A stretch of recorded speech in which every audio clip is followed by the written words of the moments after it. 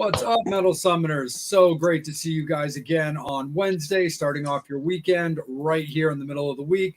Back on your island of Misfit Toys, myself and Angel, and we really appreciate all the love and constant support that you give the show to allow us to have such great guests and such great times with great conversation. And tonight is no different. As many of you loyal Metal Summoners remember, Angel and myself are regulars doing interviews at the M3 Festival, and we've always had a great time doing that. So you're going to remember this guy because he was one of our interviews at a recent M3, and we are so stoked to have him back on the show to get to rock out with us and talk a little bit about what is going on. So let's all welcome back Ron Young, Little Caesar. Thank you, sir. Welcome back to the Metal Summit. Yeah, it's nice to be back. Thanks for having me.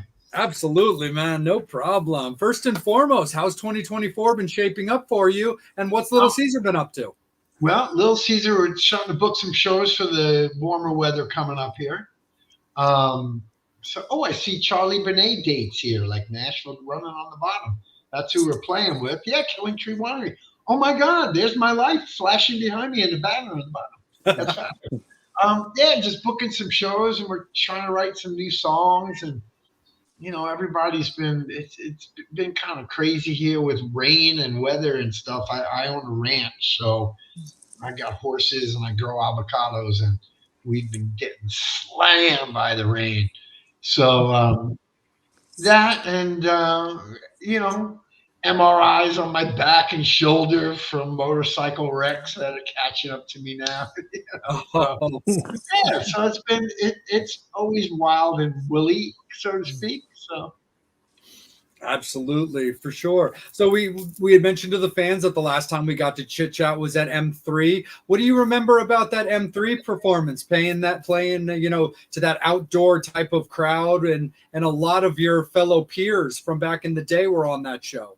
Yes, it was great. That was like during the pandemic, so it was really weird. It was like a lull in the pandemic, and everybody's walking around trying to get their head around that. And what I noticed was the different levels of fear about getting it. Like our drummer was wearing like 3 layered masks because he didn't want to get sick, and people weird about shaking hands and all that stuff. It was kind of a weird time, but it was great to get out there and play music. And, the fans are really excited about it, especially, the pandemic put a lot of things into perspective. And I think a lot of people got grateful when they got to get a chance to get back out there and see music. And it was great seeing, people I knew backstage, and people came from around the area on the East Coast, so I got to see some old friends. And it was just great getting hooked up with the fans again after years of being in lockdown, so to speak. So it was great. Absolutely, for sure. And one of the things that I had seen that was also been happening over the last couple of years is that it looks like a lot of the older Little Caesar material has been able to get kind of like re-released and remastered and brought back out there for the fans to get to enjoy. Yes, it was good to put all that stuff together and come up with some new artwork. And we did some things where we put some live versions of the studio tracks along with it. So it was great to put all that stuff together and get it back out there. It was, when you make music, a lot of the stuff you don't listen to for years. You know what I mean? It's like, you don't listen to your own music. It's just kind of, so putting all that together and listening back to it and the production and the memories of all that, it was a lot of fun. So. Absolutely, for sure. And one of the things that was also very, very cool that I heard about, but got to experience myself thanks to another TMS alumni. So I got to give a shout out to Steve Olivas. We had a wonderful episode with him, and he was an absolutely fantastic interview, assisted me in getting in more of a direct contact with yourself for today, but also had sent me a copy of your book for me to be able to enjoy reading and read about the early years of Little Caesar, early years of your own life. What was it about putting out a book? What do you remember about making that decision There it is. Make Oh, look at that. Look at make that. that decision. Hey, And just I look like a professional chef or a barista. It's my earliest. Doing a book is a really weird thing. You know, the way it came about was writing it with Steve Olivas, who's just great writer, great interviewer. Um, and you know, I did a couple of his podcasts and shows, and it was so much fun. And afterwards, he's like, you know, man, you should really write a book. And I had so many people from all the wacky stories from back in the days and in my own life.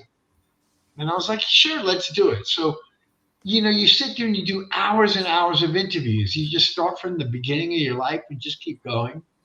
And you keep answering questions. And then you kind of use all that as the material to kind of string it all out, make a story of your life out of it. And then this weird thing happens at the end of it. You get it, and it's in a manuscript form, and then you read it, and you realize, oh my God, I'm going to put this out, and I'm going to start getting phone calls from a million people that are pissed off. Why'd you say this? I can't believe you told that story, all that kind of crap. And Steve has written a bunch of books with a bunch of people, and sometimes people get to the end and they won't put it out because they kind of get really nervous about that they, you know, told the story about, you know, something that happened in the band. And next thing you know, guys in the band ain't talking to you no more because it was put out in public. And so I had to really go through it. I asked my wife, I said, listen, read it. Let me know if there's anything that you think you got to be careful about. Now, I don't give a shit about pissing off David Geffen or Gene Simmons. So many people have told Gene Simmons stories that, you know, that he could be a dick, you know, but we can all be a dick, you know. But so, you know, I put out the book, and like even my brother was calling me up going, no, man, you got that all wrong from, you know, your childhood. And I'm like, whatever, it doesn't really matter. I mean, which happened before which thing, that kind of stuff. Fortunately, nobody got so pissed off. You know, you're talking about ex-wives, that kind of stuff, and how you got a divorce.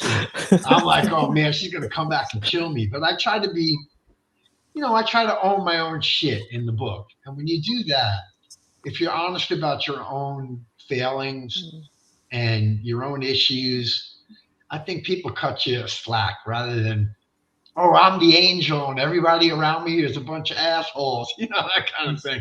So I made sure not to do that. So there was a really great response, and it's been sold in like 16 countries around the world through Amazon. So it did really well. You know, I mean, yeah, nothing I've done is bestseller musically or literally. So it was a fun experience, and you know, now I get to autograph books for people. You know, it's kind of weird. Absolutely. And you have at least one more in your future. Excellent. I look forward to it. Absolutely. Well, there's so many great stories in the book, and we'll definitely jump into a couple that I thought were really, really interesting. One thing I wanted to hit real quick before I kick it over to Angel for a little bit is just the early days of putting together Little Caesar. I really enjoyed reading about like your thought process upon like visuals. Angel and I have been, you know, very fortunate to do a lot of like, you know, fun and intriguing interviews of various looking bands. And I really love the way you would break down and kind of describe about the early days of Little Caesar, where you really had this biker look to go with a biker mentality with your stage show. And so I'd love for you to start off and kind of elaborate a little bit on that for the fans that haven't read it yet. Yeah, well, you know, so we formed the band in LA, which was sort of, you know, glam metal was exploding all over the Sunset Strip.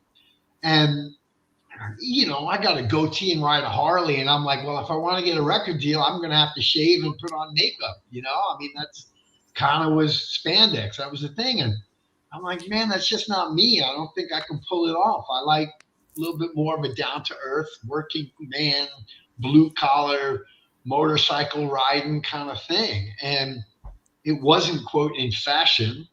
And found a bunch of other guys from a musical as well as visual standpoint had the same sort of mentality of, we want to look like men. We want to look like, you know, just honest, down to earth. Not saying that all those bands are dishonest, but I'm sorry, they're not walking around all day long with eyelashes and, spandex and glitter and eye makeup, So it was funny because we'd go out and do shows and people used to think we were the road crew setting up the gear. And we were like, no. And then all of a sudden, the lights come up and there's the same guys that were standing around the equipment. And it's like, hey, wait a minute. That's the same guys, And yeah, we're just as you see us on and off stage. And oddly enough, that was kind of a standout, being weird in up on the Sunset Strip at the time, and it was really kind of weird for us to try to explain why we're wearing just blue jeans and have tattoos and ride motorcycles, like as if that was groundbreaking. I'm like, 10, 15 years ago, everybody looked like this. It just, that's not the case anymore, So it was just kind of a weird time back then. Absolutely. For sure, man. Angel, let's kick it up to you, my friend. Dude, you have a 4.9 rating on your book on Amazon. Wow. See, that one person I pissed off hit me on a bad review. Yeah, they gave you 4 stars.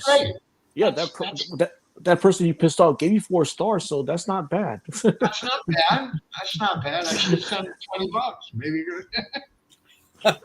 That's really nice. That's really nice to hear. I don't look at that stuff, So it does warm my heart that people didn't make a purchase and go, "This sucks."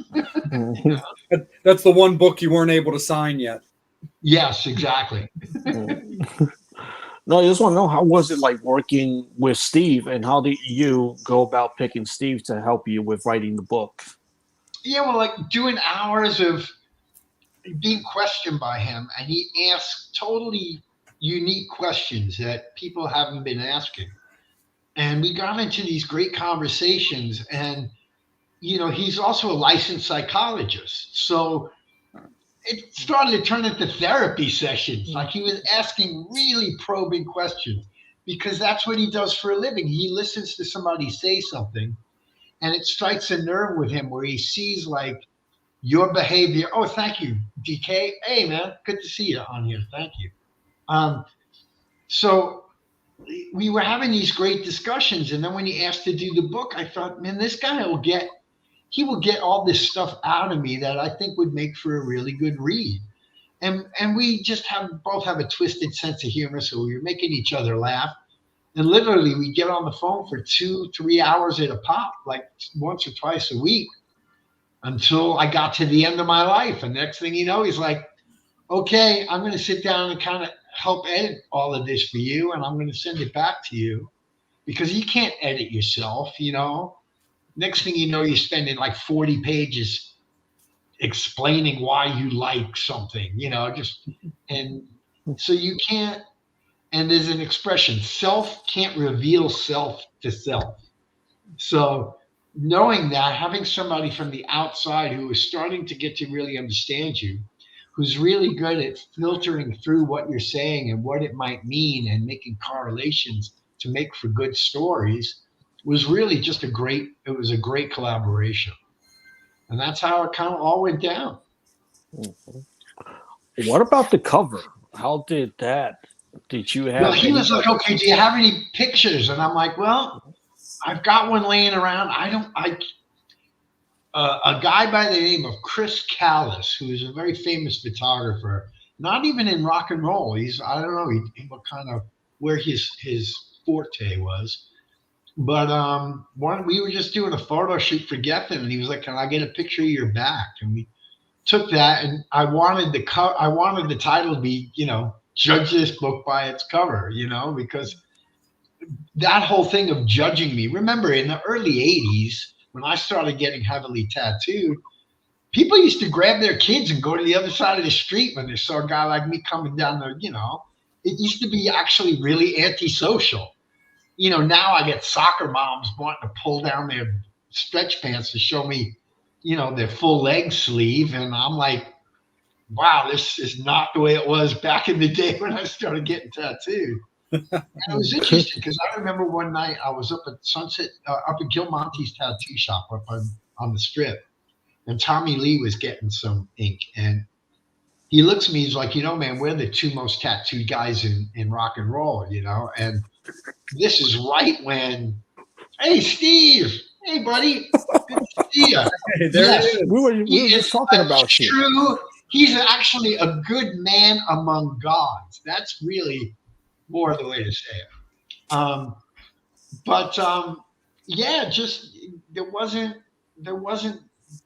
guys weren't getting as fully tattooed as they are now. So it was kind of unique to watch all of that expand and become more socially acceptable. And like I say, now people think I'm a barista or a chef, and not a con of, an ex-criminal or something, or a current criminal. I want to share a story with you from DK from 1992. Whoa. Okay. The Marquee, yes. There were bikers that ever come around this Harley around the parking stand to see the bike. Yes, I was always shirtless. Back then I couldn't do that. Can't do that anymore. This cat has major title. I believe the Aqua's change was yes. Wow, DK, 18 years old. Yeah, so that would make you, let's see, I'm 30, that's 12 years, so you're 50, 52, DK, 52, well, DK must be 52, because I'm an old fuck. I suck at math, so I want to. Yeah, me too. I'm seeing they try to do the math in my head. It's like, dude, just go be a barista. You were okay. 91. You were 19. Oh, now you're starting to try to trick me with math questions. Come on, DK. We suck at math. Well, I'm glad you were there, man. It's interesting because I was 52. See, my math was perfect at the time. See, look at that. A few brain cells left. I bumped. It was funny because we have become friends with this couple. The wife owns a clothing store that my wife loves to go to. It's on the East Coast, and she was like, "Oh, you got to meet my husband one day." And oddly enough, I'm in a restaurant. We bump into them, and same thing. It turns out, oh yeah, man, I saw your band at the Palace in 1990, and I was 19 and snuck into the show and was drinking. And man, it's just so great to bump into people that, to me, making music in a setting is magical.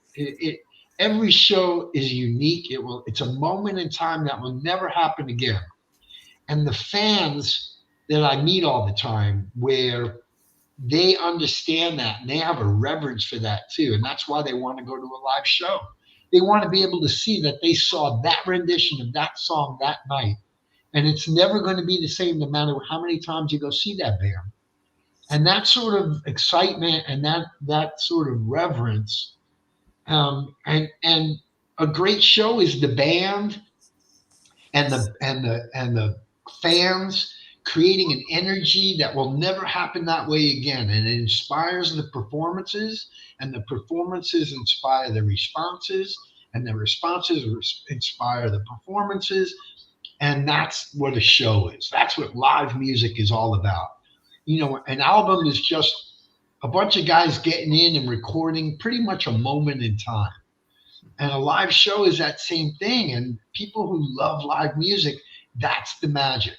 And that's what we got to try to keep alive because, the pandemic and all this other stuff has really put a big dent in live music. And it's really changed the business. And a lot of people are having trouble trying to navigate all those changes right now. And to me, all these venues that suffered so hard and they're trying to bounce back, and all these bands that suffered by not being able to go make music. It's really something that people have to put a concerted effort, because psychologically still getting in a room packed with people while COVID is still around. And so is a million other things. I mean, there's no different than any other flu season, but It's kind of all gotten great to be really concerned about that. And I think that kind of in people's psyche when they think about going to pack into a venue together. And it's not as motivational as pre-COVID. And I think that there's a small percentage of people, and it doesn't take many to not come, to make the whole industry suffer a bit. And that's something we all, I think, need to pay conscious to and really try to keep it going, you know? Right. Okay, you got the tour dates in June. Any chance of the band going back to the UK? We'd love to go back to the UK. The UK is finally, I just saw on the news that they have officially claimed the UK recession is over. So I'm hoping that now trickles down to all the venues. I mean, because this is I know you're getting to the weeds of behind the scene things, but this is what happens. You've got, yes, that would be fabulous. It would Yes, I would be there. Would be a great night. I don't give a damn where it is. I would be there. Yes, well, me too. I'd have to be, but anyway. You know, the thing is, like, to get into the behind the scenes stuff is just like, you know, these venues who they're nervous about how many people are going to come out. First of all, tribute bands are taking over live music. You know, it's like all these venues are booking AC/DC and Aerosmith and Van Halen tribute bands, and they put those bands in on the prime nights. And you've got these live original music bands that are competing with these tribute bands all over the world. Like, it's huge in the UK. And it's really difficult for them to want to give a guarantee. A band needs to get a guaranteed amount of money because we've got to book flights and hotels and gear and crew. And that's a huge commitment. And the band can't take a chance on booking that unless they know that there's a certain amount of excitement, energy, and support. And the venues feel the same way. And it's like this sort of battle going on where bands are like, man, you know, because it used to be whatever. Let's take a number, $5,000. You get $5,000 for the night. And the band knows, okay, I book flights and I could do this and I can have crew and I can do that and we can cover the expenses. Now these venues go, I'll give you $3,000 against a percentage of the door. So if you do the same business, you'll make the same money. But if 30% of the people stay home and watch Netflix and they don't really come out, the venue can't take the chance of losing the money. So they ask the band to do it for a smaller guarantee with a greater back end, is what they call it. And a lot of bands go, man, I can't run the risk of putting up all this money for all this investment on the front end. And for a behind the scenes look as to what's happening in live music right now, that's what's going on. And a lot of the bands are not quite that perfect. Brian, you're a genius. You're a genius. I didn't think about that. I'll tell a quick funny story. We did a show in France at a festival, and we're at the merch booth signing stuff. And this guy comes up and he's looking like me. He's got the cap and the glasses and the goatee. And he says, yeah, I'm in a Little Caesar tribute band. I was like, get out of here. There's actually he's like, no. There's a French Little Caesar. And this other guy comes up looking just like the two of us, says he's in a Little Caesar tribute band. And they start arguing, almost go to a fist fight as to who's the biggest Little Caesar tribute band. And the guys in the band are going, are they filming this? Is this a joke? And what's hysterical is they're showing me videos online, you know, on YouTube of them doing our songs, which first of all is freaking us out. Because there's everybody in the band is trying to look like the guys in the band, but they don't speak English very well. So, you know, the lyrics aren't quite right and the pronunciations aren't quite right. To answer your question, tribute bands aren't cheaper. But to be honest, okay, perfect example. We did a show with Gilby Clarke at House of Blues recently. Now, Little Caesar, Gilby Clarke, okay? So we're in the small room, the foundation room or whatever they call it. It holds about 350 people. There was about 250 people that showed up.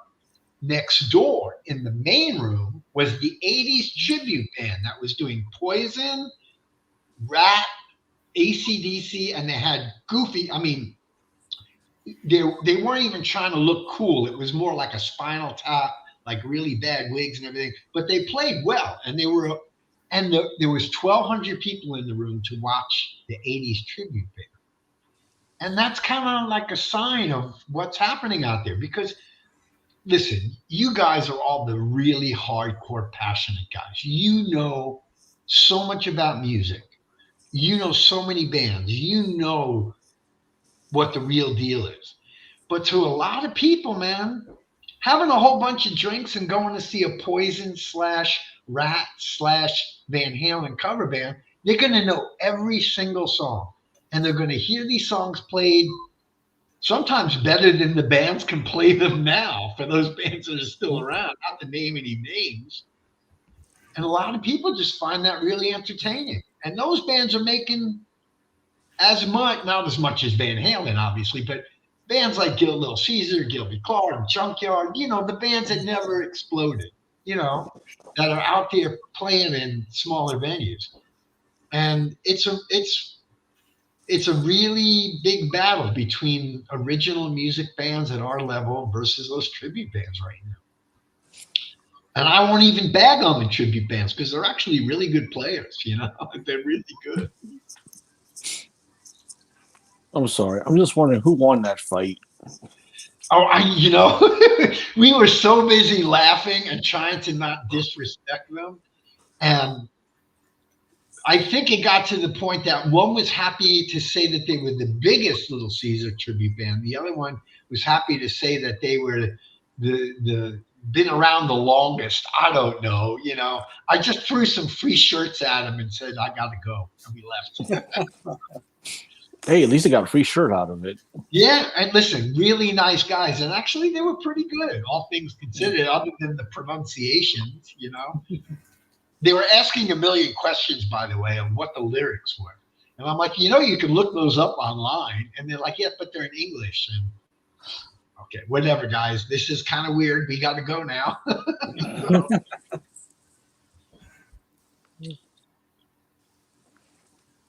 Oh, hold on. I know Brian had a question. I'm going to get to that question right now. North Carolina. Where in North Carolina? Like Asheville or Raleigh or where, Jim? Where in North Carolina?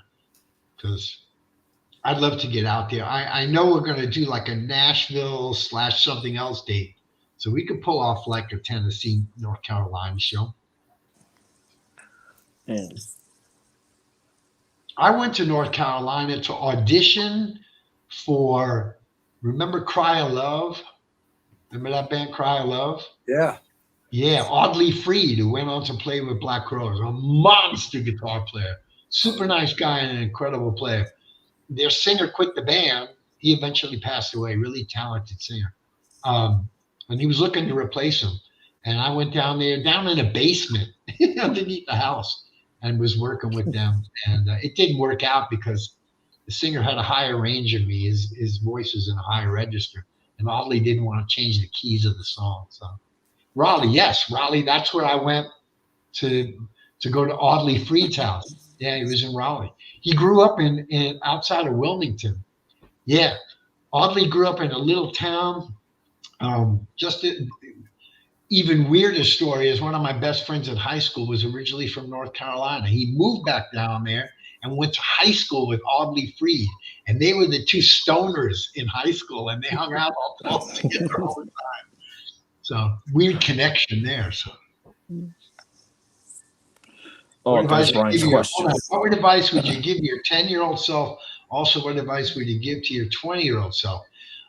For my 10-year-old self, I would say, let's see, 10-year-old self, I would say, stop watching so much cartoons. My 20-year-old self, stop jerking off so much. Go find yourself a real woman. Yeah. Actually, by 20, I was getting into making music. I would say maybe get rid of some of those women just to be safe. So I'll kick it right back up to you, Jay. Sure, no problem. So, Ron, one of the stories I would love to ask you about from reading your book and kind of sticking with the motorcycle theme that really had me like really immersed in your book when I was reading it was as somebody who's 100% not part of that community and doesn't know a thing about motorcycles, is that from your experiences, the people that you met along the way, you had gotten involved with members of the Hells Angels. Yes. And the story you told that I found to be completely like wow in particular is that while I have no experience in that community, from just learning things over the years, I knew that that wasn't a thing. And you told a story that you had been presented by somebody like your own set of Hell's Angel colors, but Yeah. you knew that there was something wrong about that, and that couldn't be a thing. Would you mind talking more about that story as much as you're allowed to? Oh yeah, certainly. This is the weird thing. Well, it's not a weird thing. The reality is that when you ride motorcycles, even every day, I didn't own a car for 12 years, and you're in bands and everything else. You're in the motorcycle community, but being in a motorcycle club is full 100% hardcore commitment. That's totally different than a guy in a band that's all he rides is a motorcycle. You don't really understand that till you start getting around it and you realize just how serious it is. There's a code of honor. There's a code of rules, that to be invited into that world in any way is a huge honor, but it's also, it can be an eye-opening thing. Yeah. So we played it. The way it started was, because we rode motorcycles, Easy Rider magazine did a whole 4-page article on the band that we were going to play in at Sturgis. So we played at Sturgis, and that's where the Hells Angels were holding their world convention. So everybody, all the members that could make it from the Hells Angels all around the world went to Sturgis, and they'd sit down and take over a huge motel and discuss club business for the next year. Well, we were rolling in, and we got invited into that. 81, we're at the show we played. Yeah, 81. There you go. Yes, a liability. It's like when you do a show and Hells Angels on one side of the parking lot and Mongols are on the other side of the parking lot. They don't want you to start the show because the cops might come and that crazy stuff. Anyway, so we get invited into a circle, a little bit into that circle. And you have to be very careful, and you have to learn the rules, and you have to learn the respect and all of that stuff. So we're starting to do shows with them, with some of the different chapters around the country. And we do a show, I think it was in Cleveland, and we're playing with KISS. So it's a big arena. And there's these two big guys wearing brand new Hells Angels colors, like they just had them made. And they got, belt buckles, they have all of it. And they offer all my own set of swag, Hells Angels swag. Like I bought it from the Hells Angels merch booth or something. And I just knew that this was bullshit. These guys are bullshit and literally playing with their lives, because that's not something you do. You don't affect, anything of a club like that and not be a real member. You're flirting with disaster. Yeah. And I just knew it. So I took it and I thanked the guys. And then we went to New York, and I bumped into a guy from, one of the nomads, and I just told him the story, gave it to him, and you could see his blood was boiling. And he asked me all these questions about what they looked like and where they were. And they went looking for these guys because they were around dressing up as Hells Angels to get into places free and such. And it's like, man, you have a better shot, like, carrying a cop badge or something and say you're law enforcement than to say you're a member of a motorcycle club when you have not earned the right to say such a thing. Yeah.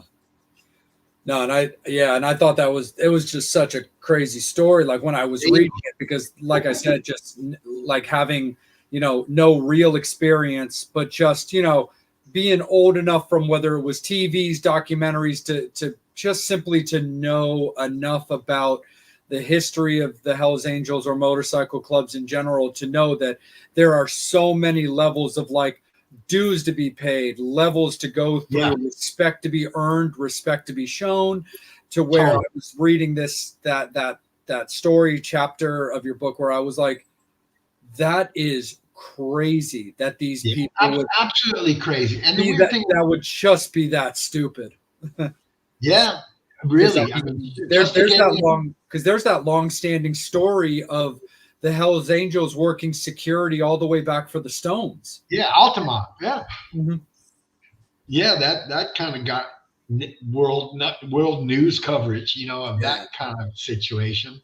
Yeah. And it actually, so I guess they were doing it just if anybody out there wants to know how to get into any concert for free in an arena, this is what you do.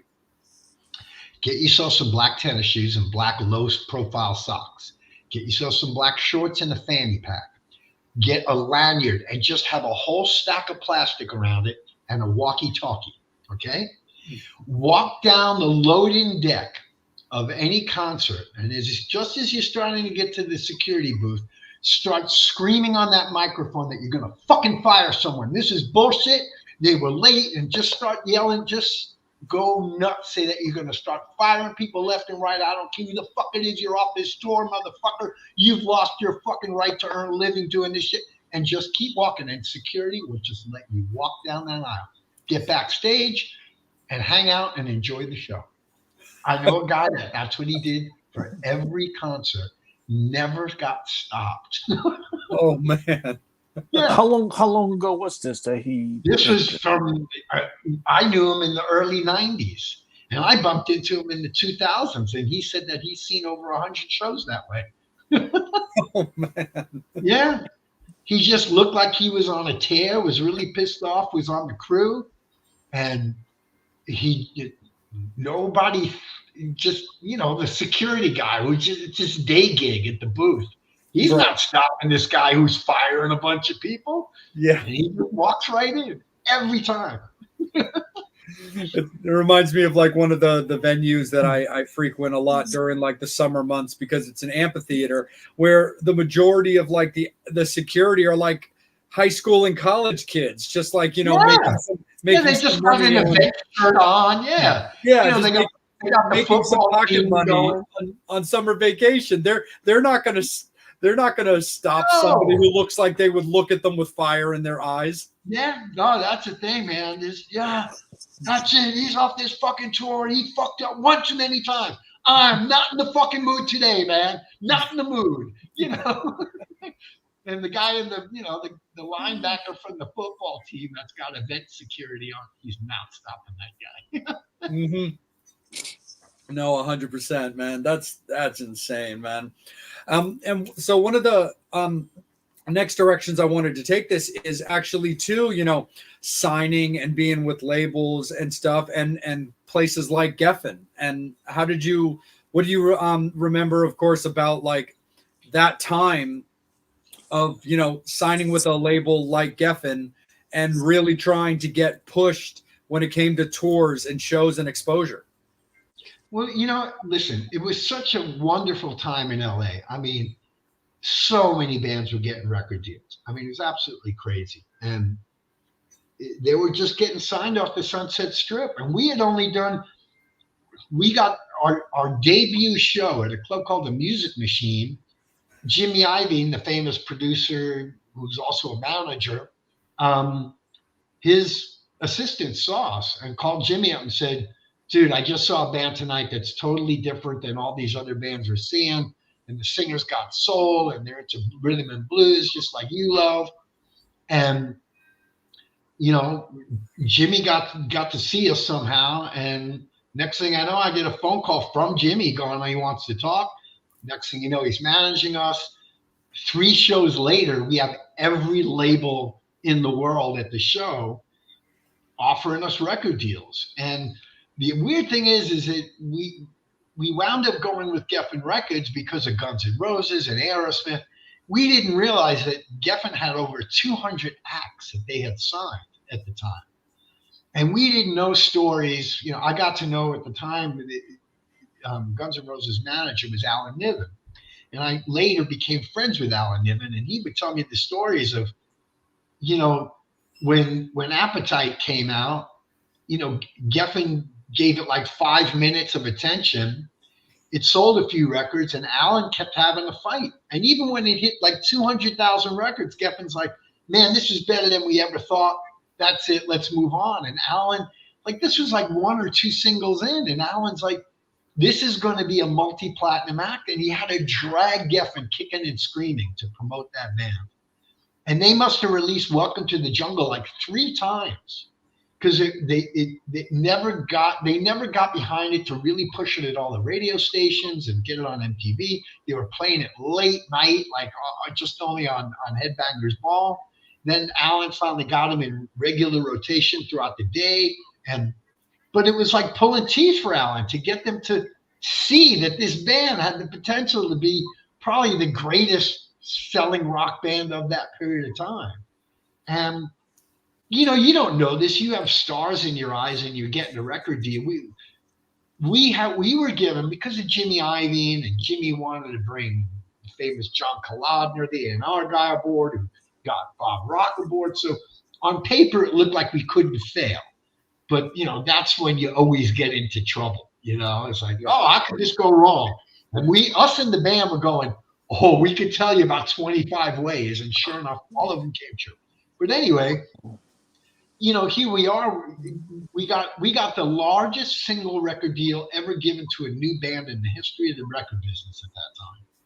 And all that means is you're that much more in debt, and you're that much more in commitment. And it doesn't really, it's a really big loan at a really bad interest rate. That's really what it is. But, hell, man, this is what you dreamed of, was getting a record deal, Mm-hmm. So to go to meetings at Polygram and Atlantic and Arista and Elektra, and to meet all these A&R guys sitting there with Jimmy Iovine or Tony Ferguson, his assistant. And, we're just a bunch of guys in a band going, pinch me, dude.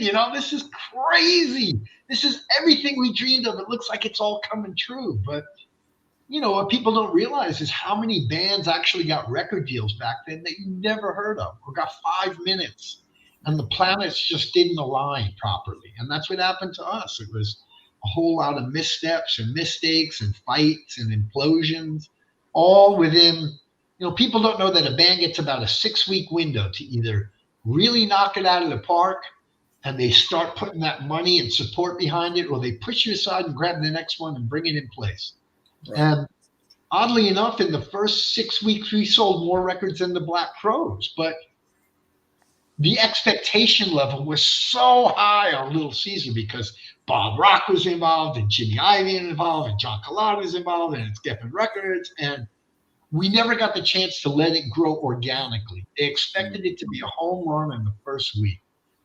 And then, things like your, label manager gets fired for ejaculating on his secretary while high on coke and ecstasy. Who could have saw that one coming, So it's like, wait a minute, so there's nobody running the label, right? It's our, video hits TV, and the label gets sold a week later. And what do you mean the label got sold? Oh, David Geffen got like $1 billion to sell the label. Like, well, but we just put out a single. Oh, yeah, we're going to figure that out. We can figure it out, It's like we get like one shot at this, and you guys are fucking around with selling the label and stuff. So things like that, it just happens. That's what happened to us, so next thing you know, it's bye-bye, move on to the next one.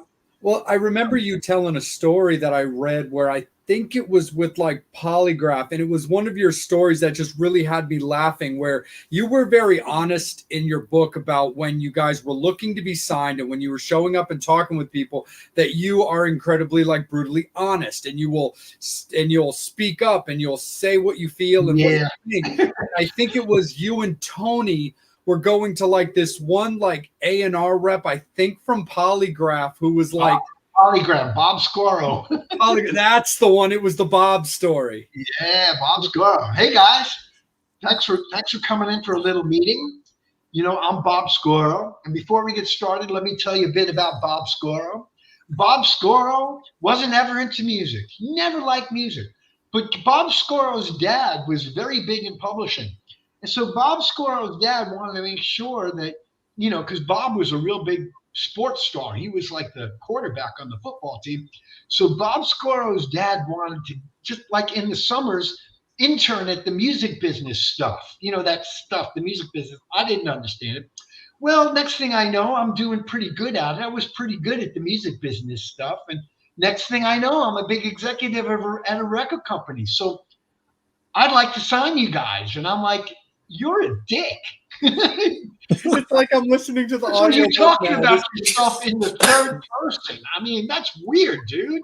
Yeah. I mean, and you tell me you never liked music? It's like, dude, I live, breathe, eat, and sleep music. And I don't want to work with anyone who doesn't live, breathe, and eat, sleep music. Yeah. And then proceeds us to tell us that we should be more like LA Guns and write songs like LA Guns. And I'm like, but that's LA Guns. Why would I want to write songs like LA Guns? They're LA Guns, you know? Yeah. And it's like they do their thing, we do our thing. It's like, dude, you know. And he just wanted to be the first guy to have a meeting with us. And it went really badly. And then when we told him to fuck off, he begged for another meeting, and he got together with the whole band. And what he didn't realize was, if he thought I was a dick, wait till he meets the other guys. Then he's in a room with 5 other dicks that don't respect the guy that doesn't love music. And he literally was crying at the meeting. You know, we were like just beating him up verbally. And it was like, he was like this cuckold, you know, he kicked out the door. Yep. Yeah, we never wind up working with old Bob Scoro again. Never forget his name though. Yeah, no, totally. I was reading your book on a plane. I think I was actually heading to Nashville, Angel, when we were doing Rockin' Pod, but I was reading it on a plane, and I was trying not to like piss people off around me because I was dying like reading that story. And even just now listening to you retell it, it was like, this is like the greatest version of the audiobook I've ever seen, like having you retell that story just now. It's amazing. Just this guy. I remember he came to my house with the 4 other guys, and we're sitting there. I had these old couches, and he's sitting there trying to tell us, he's like, man, no, listen, you're going to be as big as Bon Jovi. You know, I signed Bon Jovi or worked with Bon Jovi, and we're going to give you $100,000. You know, that's all Bon Jovi did their last record for. I said, wait a minute, you're saying Slippery When Wet was made for $100,000? Dude, they were big before Slippery When Wet. Their sushi bill was probably $100,000. Yeah. It's like, what kind of bullshit are you handing us, you know? And, oh my God, everything out of his mouth, we just gave him shit. And Bob, maybe you want to go back to playing football, dude. Right. 100%. Angel, let's kick it back to you for a little bit, my man. I got a question from DK. Tell us what. Oh, Terminator 2. Okay, the way I got Terminator 2 was the big backstory. See, this is why I wrote a book, because it's so weird. Back in the 80s, I wrote some songs, some music for a band I was in, for Catherine Bigelow, the director. Right? She did Hurt Locker. Okay, Academy Award winner. And I knew her before she made her first film. This was going to be for her first film. Never worked out, but I stayed friends with Catherine. Catherine winds up marrying Jim Cameron. I meet Jim at a barbecue. We start becoming friends. He says he's bored making his movie. He's got no friends to hang out with because everyone thinks he's a dick on the set. So he wants to stick me in his movie so we can hang out one day. And I'm like, okay, dude, whatever. He goes, no, I got a perfect scene for you. So I had no idea it would be in one of the most iconic scenes in the film. He's like, yeah, dude, we'll bring you down. You're going to play a biker in a biker bar, and you're going to hit Arnold Schwarzenegger in the head with a pool cue. He's going to throw you through a window. It's going to be so much fun. And I'm like, okay, dude. And he called me, goes, tomorrow, come on down. So we go down to this little bar up in the top of the San Fernando Valley. I'm trying to remember, the Corral or something like that. It's like a country biker bar. And at this point, you know, Arnold Schwarzenegger is a big star, and he's sitting there in his little nude colored, he's supposed to be naked in the scene. So he's got this like nude colored, like bathing suit on with a bathrobe, smoking cigars. And I'm just talking to him, and you know, okay, we're going to go in and shoot this thing. And we go into the bar, and they got this whole box of balsa wood pool cues. Jim tells me, okay, you're going to whack him in the head. He's going to grab you, throw you. He's going to throw you into this big pillow. Then we're going to, you know, break the glass, and, you know, stuntman's going to go through. You're going to be laying on the car with blood all over you. I'm like, that sounds like a lot of fun. So we start shooting this thing, and, you know, he goes, action, you know, and I whack him in the head with a pool cue, and he goes, ow! And Jim goes, cut, you know. Dude, you can't say, ow, you're the Terminator. You're not supposed to get hurt by a pool cue. I must have hit him a dozen times, and it just wasn't working out. finally we got it. And it's so weird because all of a sudden, he's showing me clips of, he's like telling me, he goes, dude, you got to come in. There's a trailer. And they do what's called dailies. So they develop the film from the day before, and Jim looks at it to see how well it's going. So the day before, they shot a scene when Arnold's on his motorcycle with the kid on his back, and they're talking.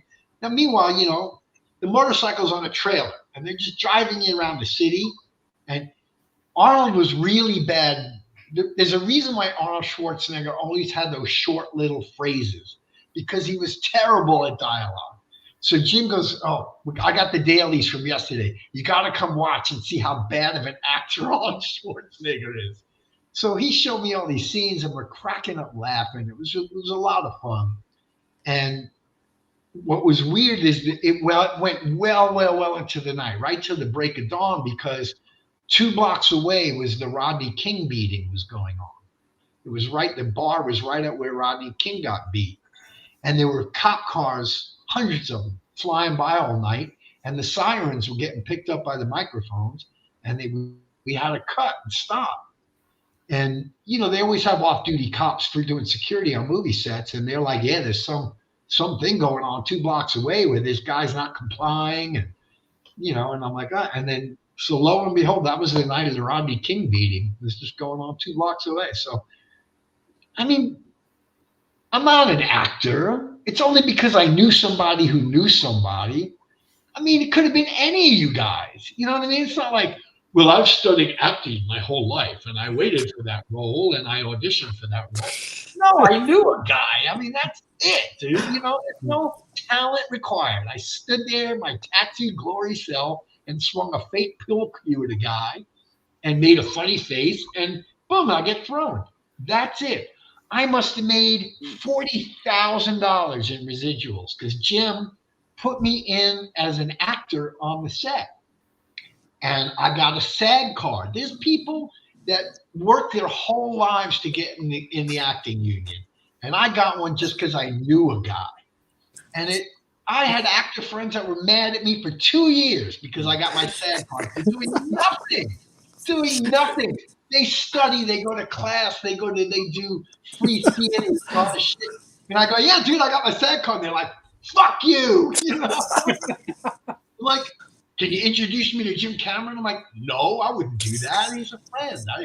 So I got all these people, and it's only because I knew a guy. So of course I'm going to write a book. I mean, just this stuff is so weird. I got on candid camera when I was a little kid. I mean, so this is just these weird things have been following me my whole life where I'm thrown into the public eye for doing nothing. I mean, really, just being a guy, so it's been great, but it's been kind of strange for sure. And the part where he's thrown, that was actually you, not like a stunt person. That was Arnold was grabbing me and like heaving me. He's a strong dude, heaving me into this big air pillow. And then this is why at the time Terminator 2 was by far the most expensive movie ever made. And the reason was like Jim called me and he said, listen, this was weeks before he told me what he was going to do. He had me go down to Paramount or whatever, and they snipped off a sample of my hair. And he asked me if I knew a tattoo artist would come. Bye, honey. Good to see you. I mean, he hired Gil Monty to paint all my tattoo facsimiles onto a stunt guy. He had a human hair wig made to look like my hair so that the stunt guy looked really believable. Cost him over $10,000 to do all this just for one scene, because that's how crazy anal Jim Cameron is about making movies. And so it was so weird because I showed up and I was late, and Gil Monty got there earlier. And there's this guy standing next to me that looks just like me. He's got the fake goatee on and the hair and the tattoos. And I'm like, what the fuck? This is weird, dude. And Jim's like, you'll find out in a minute. Next thing I know, he was going to get thrown through the glass. And that can only be in one take. I had to get it right. And then the next thing he goes, it's okay, we're going to move on now. And he laid me out on this Toyota. and there's all the glass. You see the hole in the window, and Arnold's out there, you know, his famous scene where he's they're playing Bad to the Bone, and he's got the motorcycle and the leather. Now he's not naked. And look off to the side, there's Ron laying on the car, the hood, and Jim must have got a gallon of fake blood. And that movie blood is glycerin. It's like sugar. It's like maple syrup thick, and it's sticky and sweet. And it looks like, dude, he's just like maple syrup. I'm laying on the car. He's pouring in my hair. He's pouring it down my face, pouring it down.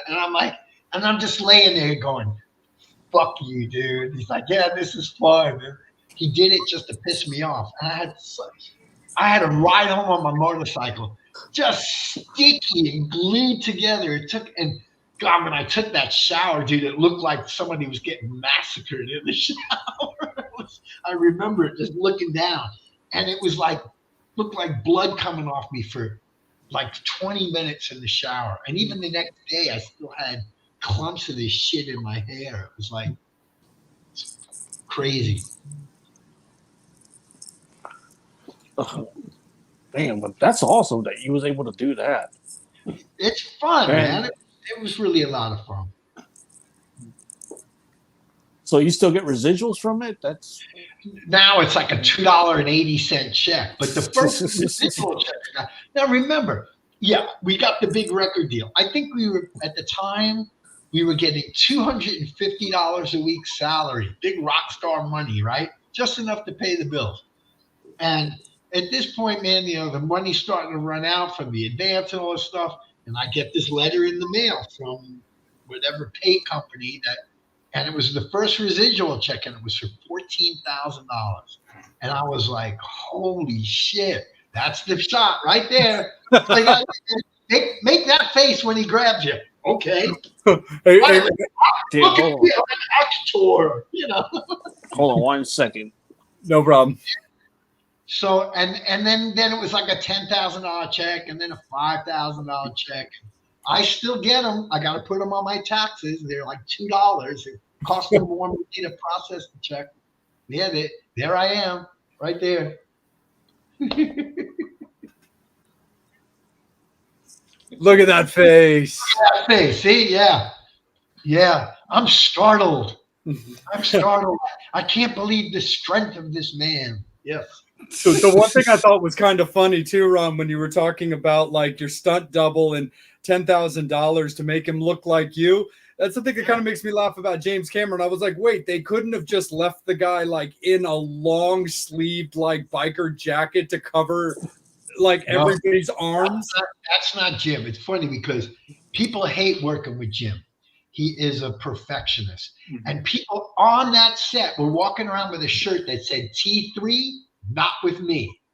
I mean, outwardly saying they're not going to work with him again. When Jim shot the movie The Abyss, that movie was shot in an abandoned it was a nuclear reactor they never finished in South Carolina, I think it was. And so they filled it with water.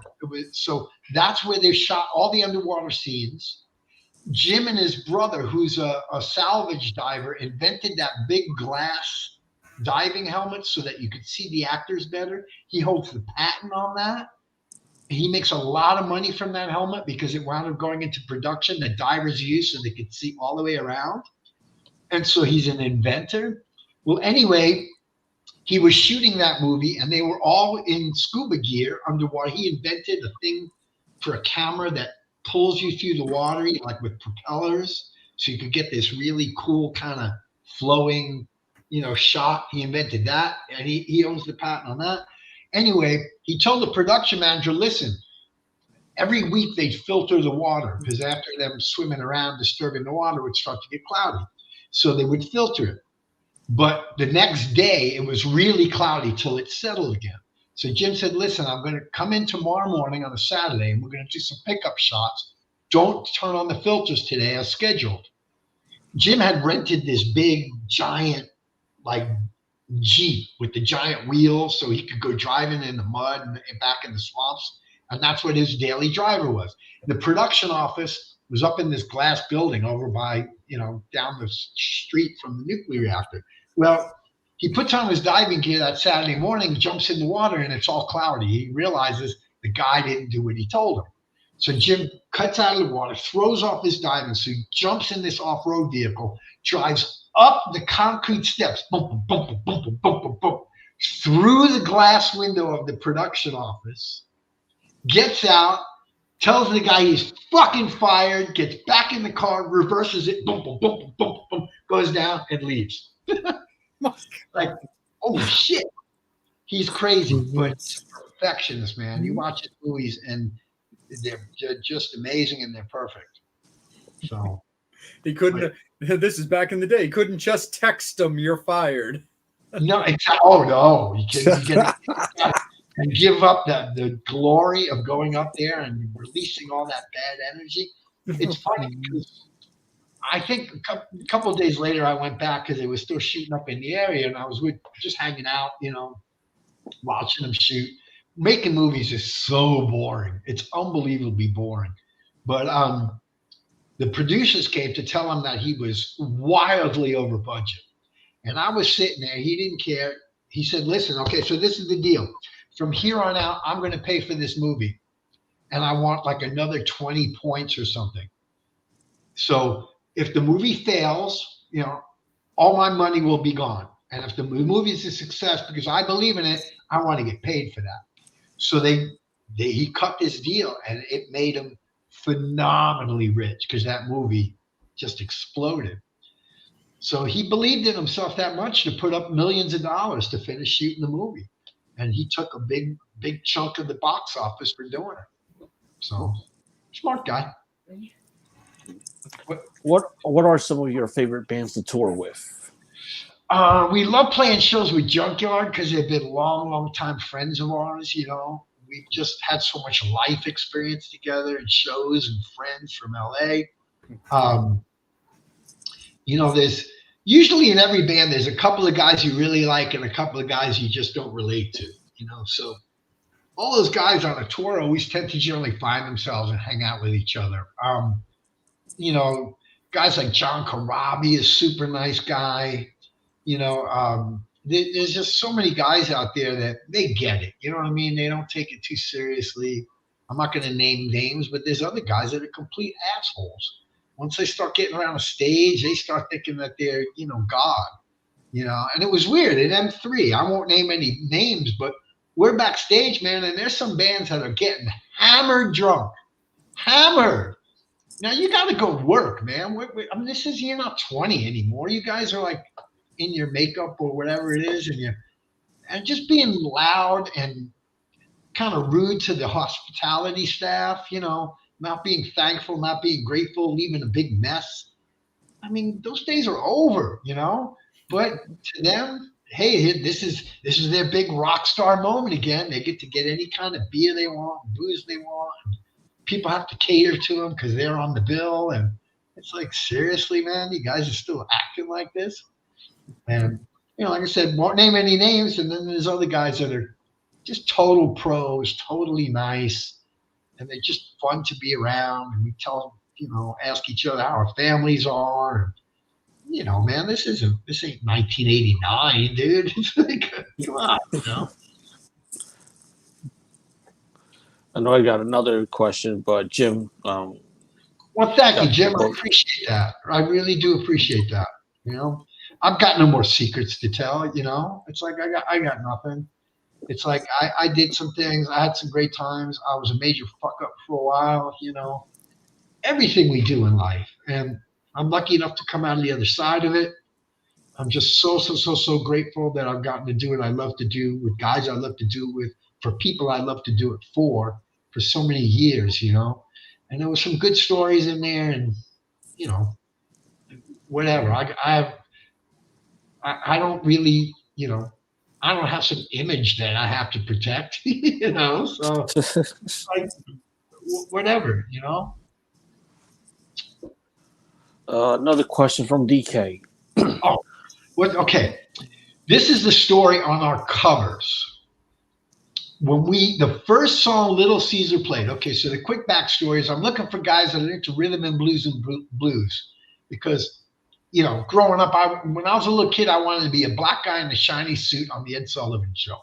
The Temptations and all those bands that were just man, Sly and Family Stone and all, oh my God, just amazing bands. And so, and then I got introduced to rock and roll, so Zeppelin and all that stuff. So I always wanted to mix the two things. So when I found all the guys in the band, we said, well, what are we going to jam on when we all get together in that room? And I'm like, well, this is what I want to do. Imagine if AC/DC meets Aretha Franklin. That's kind of what I want to make the band. And we're like, well, why don't we cover an Aretha song and do it like hard rock? So we picked Chain of Fools. And it's like, well, what if there was a little Eddie Van Halen kind of part in it? What if there was like, and next thing you know, our version of Chain of Fools came out of that. And we were like, this is going to be the band. This is what we want to do. And so when we covered Wish It Would Rain, it was the same thing. We're just sitting around jamming and stuff, and some guy just starts playing. I just start singing the melody of that. Guys start playing it.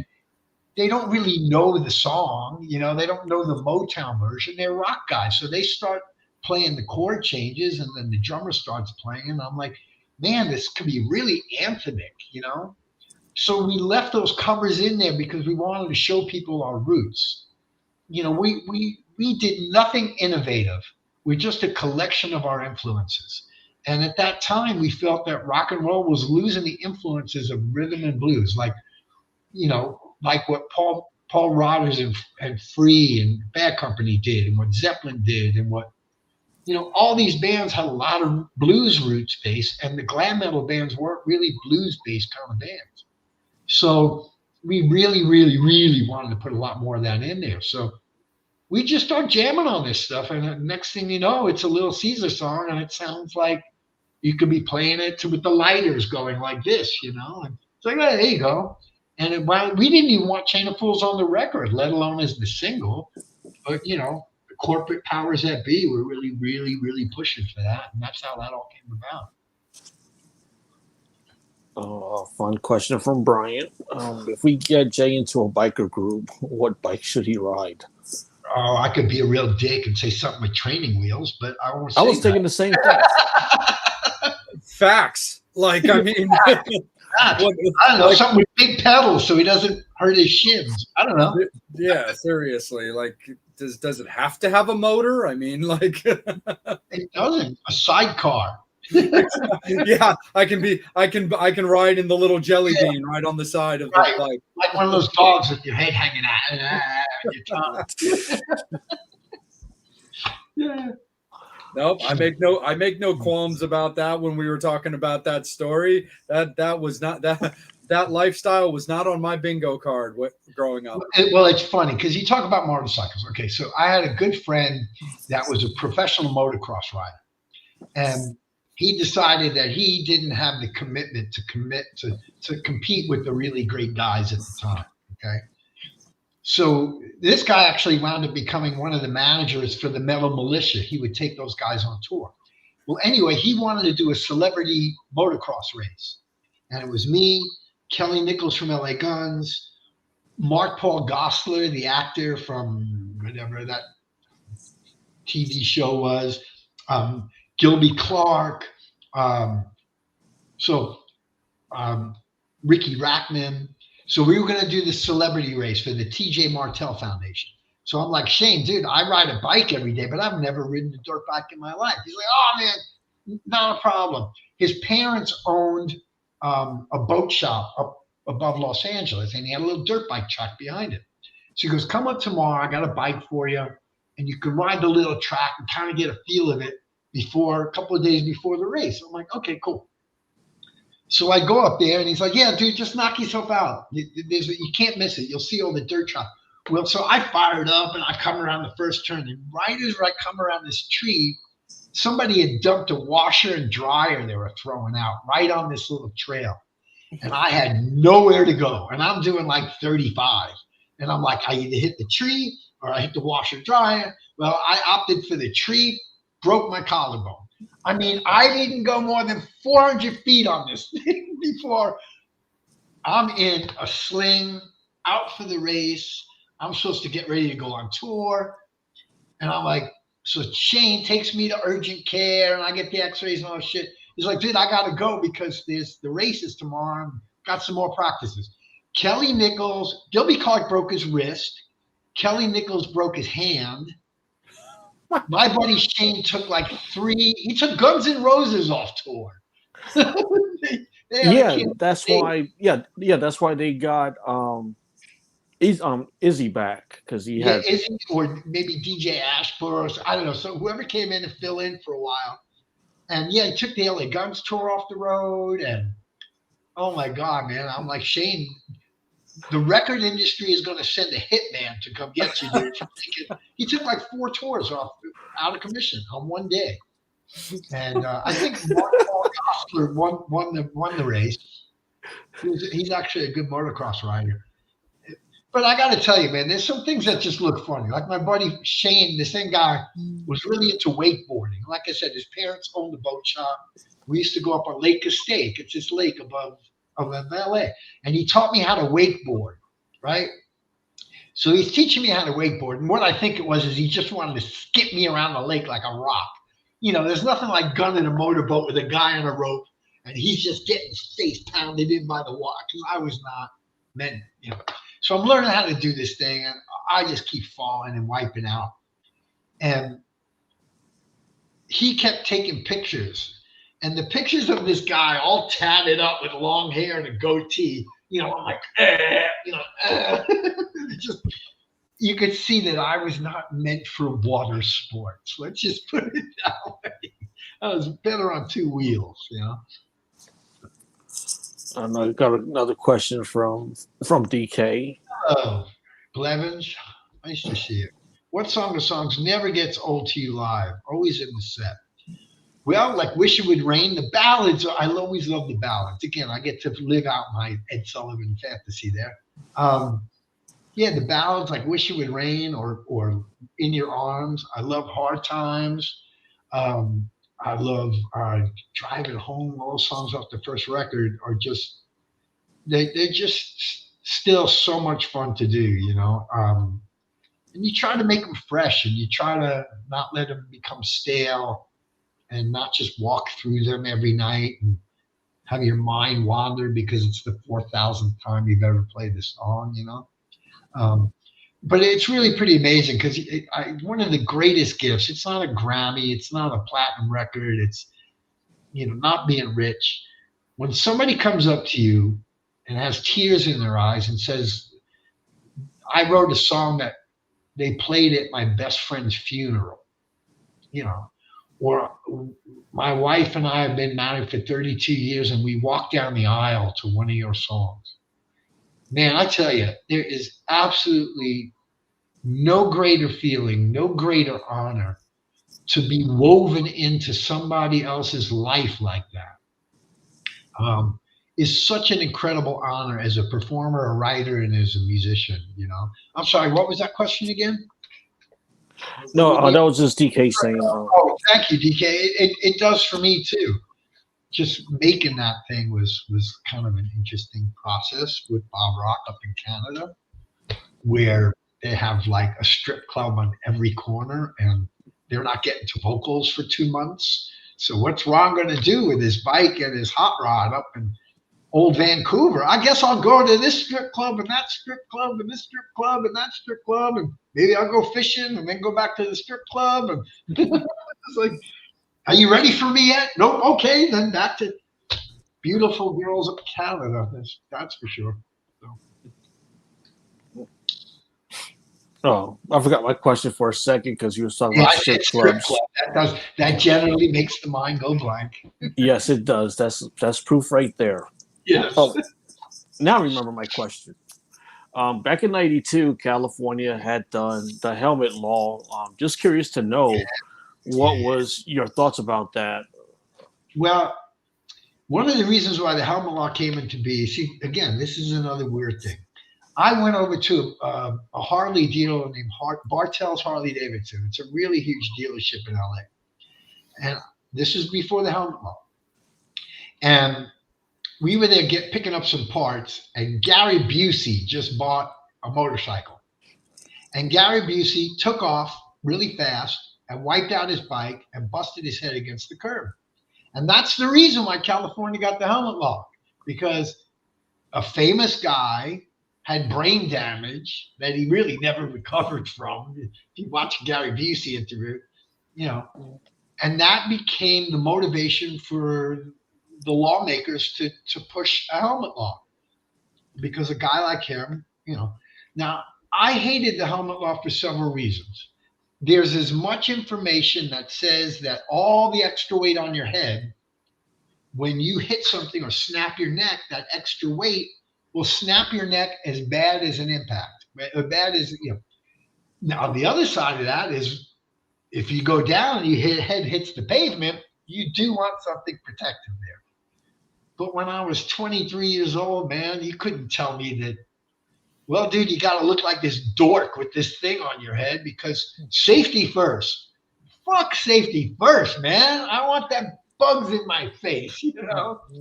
So it was really a buzzkill to have to wear a helmet. Of course, we all wore those silly little things on our head that were not really a helmet, but you couldn't get the ticket, the skid lid, as they called it. It was just a piece of plastic with just a snap underneath it. That wasn't too bad. But, you know, like fast forward to a couple of years ago, Farrah, the bass player in Little Caesar now, he's a huge motorcycle aficionado, and he's a really good rider. And he's got a real hot rod, V-Rod motorcycle, Harley Davidson, that's crazy quick. And he was riding, and some guy clipped him on the highway, and he went down. And that helmet, man, was just, he had a full-face helmet. And it was scraped right down to the lining. And if he wasn't wearing that, man, he wouldn't be here now. So I don't know. You know, I'm kind of half and half on them. But now that I ride all the time, I'm wearing a professional style helmet. We're working with the great Bob Rock. Bob Rock is a weird fucking dude. He is a weird dude. He's very introverted. He's very in his own head. He is a perfectionist. He's got perfect pitch. Quick story about how perfect Bob Rock is. You can watch the movie with Metallica and you'll see it. But we were doing guitar solos, and Apache was playing, and Bob kept stopping and going, the guitar's out of tune. The guitar's out of tune. And we're like looking at each other back on the couch in the control room going, dude, I don't hear anything out of tune at all. And by like the fifth or sixth take, Bob just got mad, and he went up, walked into the studio, into the recording room. Over by the guitar tech table, he grabbed some clippers, wire clippers, that he trimmed the excess of the strings off, and just cut all 6 strings off the guitar. Told the tech, restring that thing. It won't play in tune. And so he went and got lunch, came back, this guitar's ready to go. He starts to play. He goes, yeah, that's what I'm talking about. That's it. And we're all looking at each other going, sounds exactly the same as it did before he cut the strings off. But he has perfect pitch, and that could be a curse to some people, you know? So it was kind of weird working with him. Fortunately, he was much nicer on me than he was on Vince Neil. He brought in a 64-track digital machine so that Vince would literally do 64 passes of a song, sing the song through 64 times.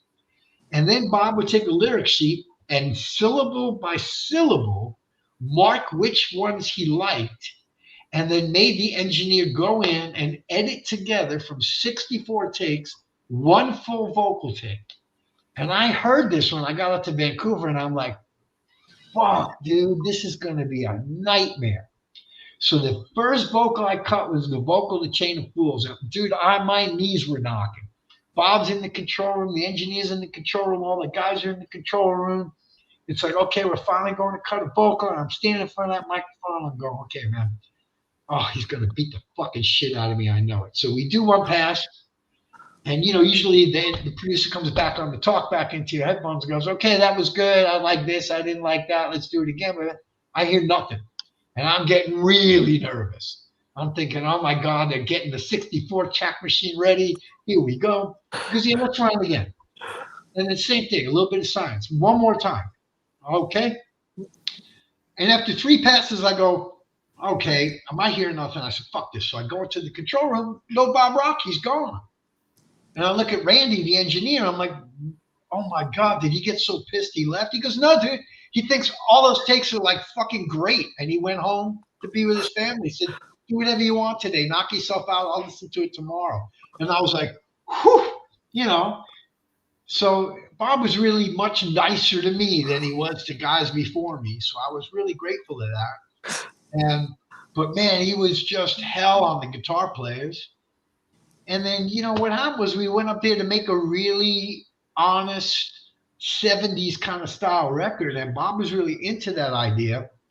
And then about a month into recording the record, all of a sudden, Dr. Feelgood went to #1 while we were up in Vancouver.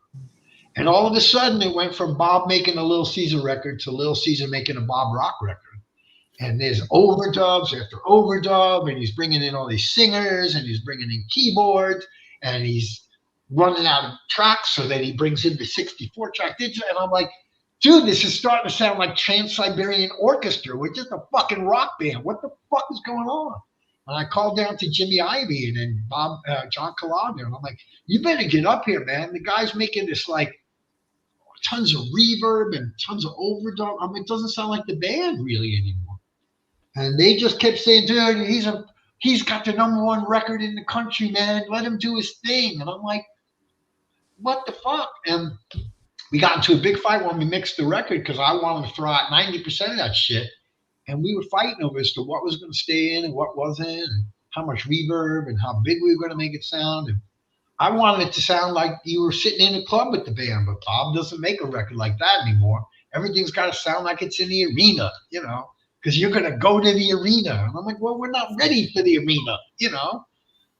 We won't get to the arena if the band doesn't sound like the band. Well, sure enough, exactly what I said. You listen to like In Your Arms, you know, this really slickly, nicely produced ballad. And then you look at the picture of the band and you're like, huh? That song came out of those fucking guys? And I'm like, see, that's exactly what I was trying to say to you. It's confusing. The record is, I like the record, but it could have been so much more edgier, like the band. And it would have made sense when people looked at the album and went, oh, okay, you know, the way Skinner would do a ballad or Bad Company would do a ballad. But no, man, this is the 80s. You got to make everything really pretty and slick and perfect. And I'm like, dude, there's no rough edges on the record at all. You sanded them all off. Now look at the picture of the band. They look like we just got released from prison. You know, it's like, and I'm okay with that, you know? We don't look like Poison. We don't look like Motley Crue. We don't look like Guns N' Roses. You know, we just look like who we are. And I just wanted to make a record that was unique in our own way. Very simple, very stripped down. And quite honestly, that was a big, big problem when the record got released, was people just were kind of confused. And it's not because the band looked ugly. We're not fucking ugly. We just look like biker dudes. We don't look like chicks. Nobody in the band is that god-awful homely. I could pick 10 guys who are homely as fucking multi-platinum selling bands. That's not it. It's the music is too pretty for us. That's why it's not that we're ugly. The music is very pretty. We shouldn't be pretty. We should be edgy. We should scare the people as much as our photograph. And you didn't make us sound scary. You made us sound very accessible. We're not really, I don't want to be accessible, you know? So that's when all the problems happen, you know? So to get back to your answer, Bob's a pretty weird dude. Really talented. I won't take that away from him. Amazing engineer and producer, but, you know, all of a sudden we had to work on Bob's terms. We were up in Vancouver for 6 months. It was never ending. It was never ending. Thank God we finished the record because I was up there without my wife at strip clubs. And, you know, it's got to the point they were throwing us out of the bars. We got up there. It was open bar. Hey, here's the band from LA. Going to be a huge band working at Little Mountain Studios with Bob Rock. Yeah, man, come down to the Rock Club and hang out. It's good for business. Open bar. Well, after a week, And they got the bill from Lauren alone, who was putting down a bottle of Jack every night. It went to, well, here's some drink tickets. By 3 weeks in, man, they were like, we don't want you in this place, man. You guys, we've had Aerosmith, we've had Motley Crue, we've had the Cult here, and you guys are way worse than any of them. And we're like, well, we'll be proud of that, Yeah. Would you ever go back and remix that album to make it the way? Well, this is the interesting thing about that from the business side of things. You are allowed to go back and try to buy your masters back from a record label after, I think it's 35 years or 30 years. We could do that. But the word is that, that huge fire they had up at Universal where all these people lost their masters? We were under the Universal Music Group, and it probably got burned up. That's one.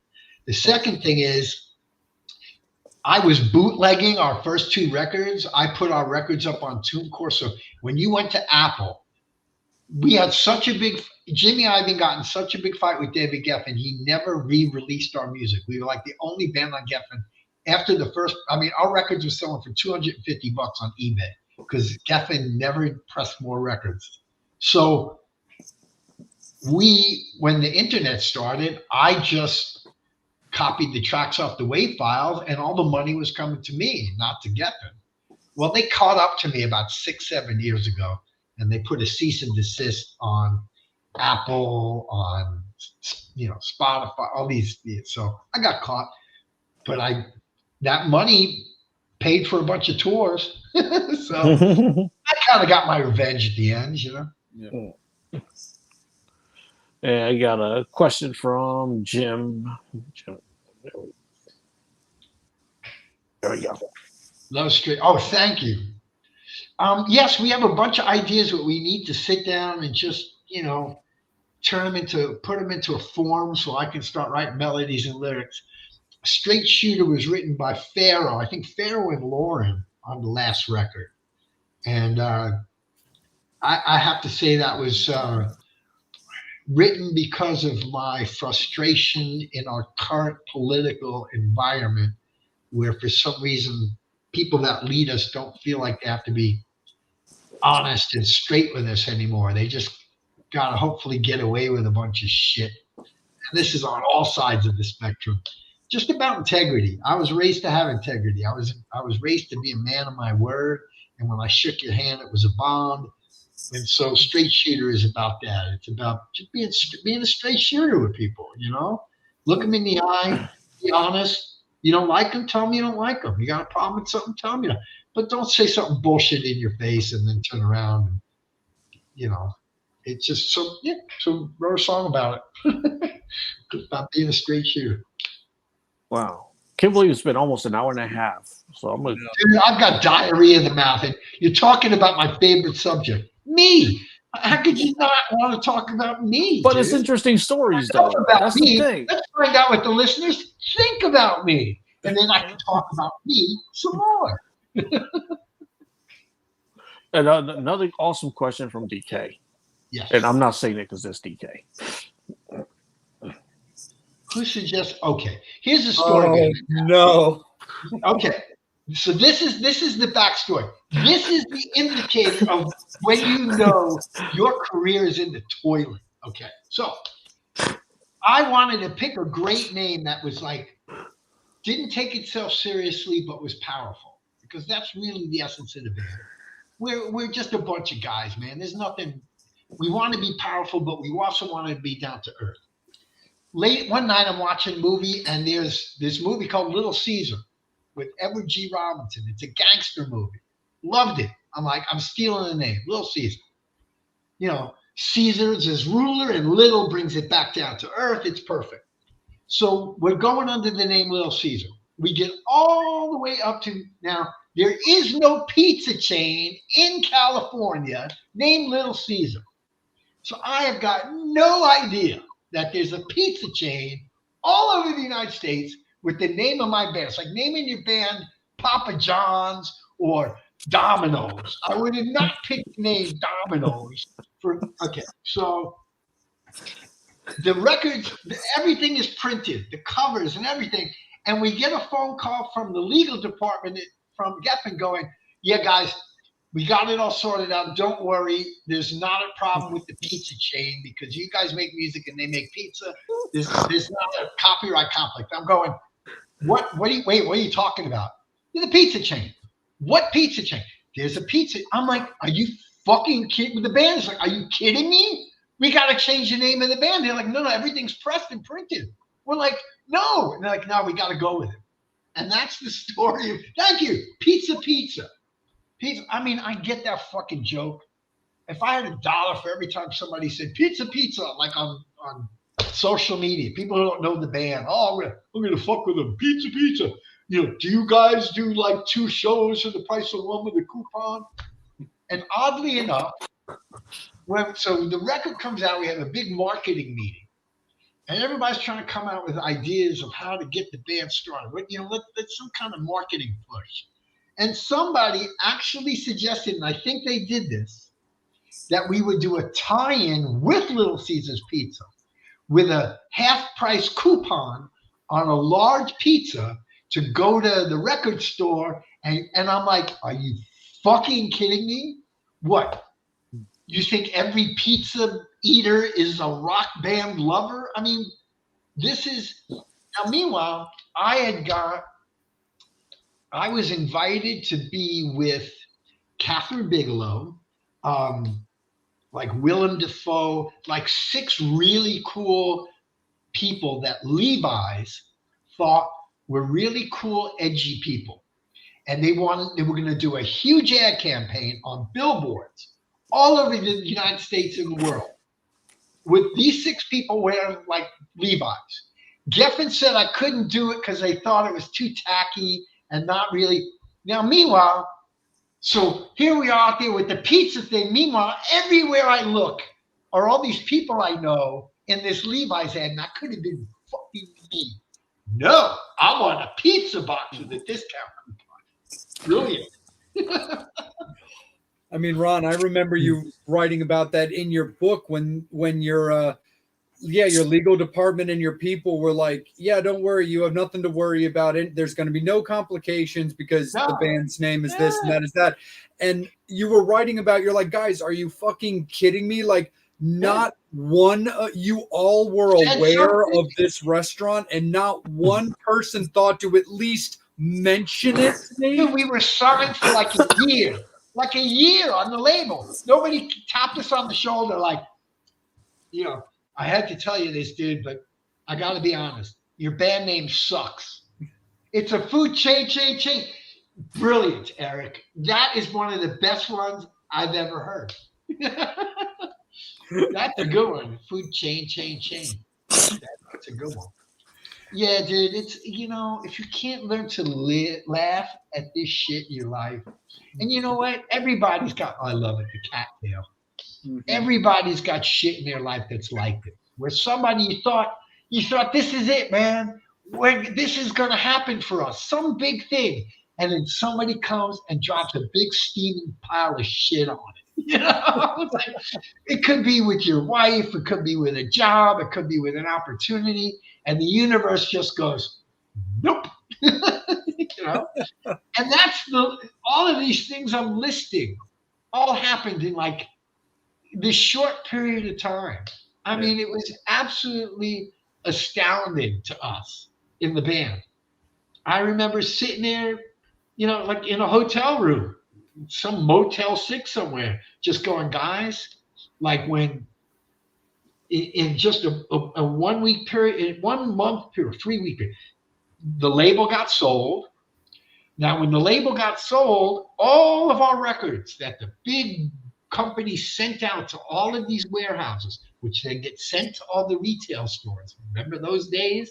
The actual record stores. And we're on MTV in heavy rotation. And we're starting to get letters from people going, I can't find your record anywhere. And we're stupid enough to go, dude, we're selling so much, people can't even get it in the stores. It's flying off the shelves. No. All of our records were sitting in the Warner Brothers warehouse. But when Geffen was sold, they got signed to BMG distribution.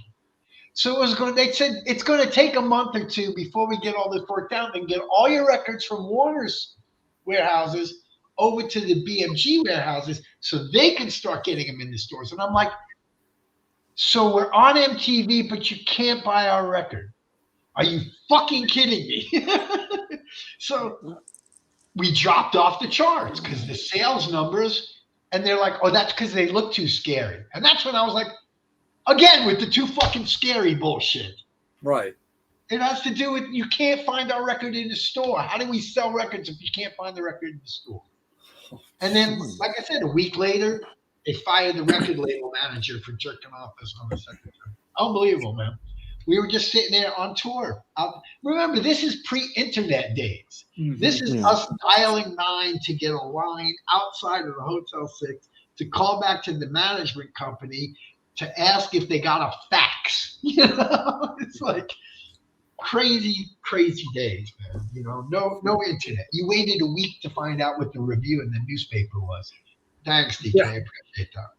No, for sure.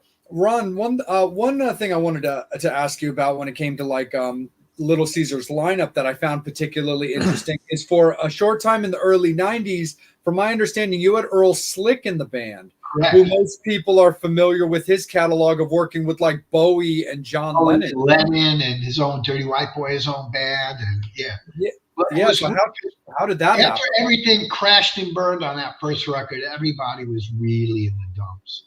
And Apache, the original guitar player, said, fuck this, dude. I didn't get into this to be this depressed and this beat up, this jerked off. So he quit the band. So we were out of the guitar player. One of the other things that happened was right after all of this kind of bullshit I'm describing went down, Jimmy Iovine announced he's starting Interscope Records. So David Geffen called up Jimmy and said, listen, dude, I want to distribute your new label. And Jimmy said, fuck you, dude. You're an asshole. I'm not going to work with you. You're not going to distribute. So they got into this huge fight. And David Geffen looked at Jimmy and said, okay, fuck you. Fuck Little Caesar. Fuck all you. You won't work with me? I don't want to work with you. So next thing we know, we get a letter to our lawyer saying that David Geffen is exercising a law in California that a manager can't be involved in record distribution. It's a conflict of interest. So David Geffen made us fire Jimmy Iovine now that he was running a record label. So that's why we fired Jimmy on good terms. Just said, dude, I can't work with you. So we brought Herbie Herbert in. And right then, he did Journey and Santana.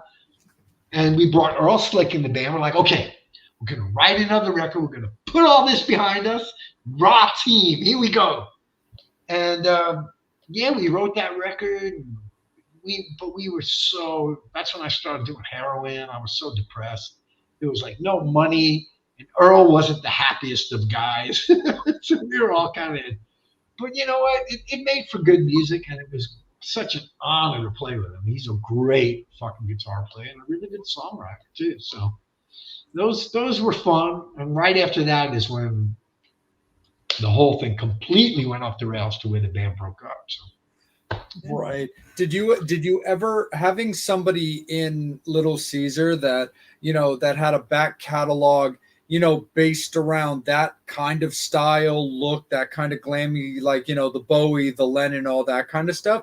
Did it impact you guys in any way stage performance wise, considering you guys kind of had this dirty biker thing? Yeah, not really, because Slick was really kind of a dirty rocker dude. He wasn't.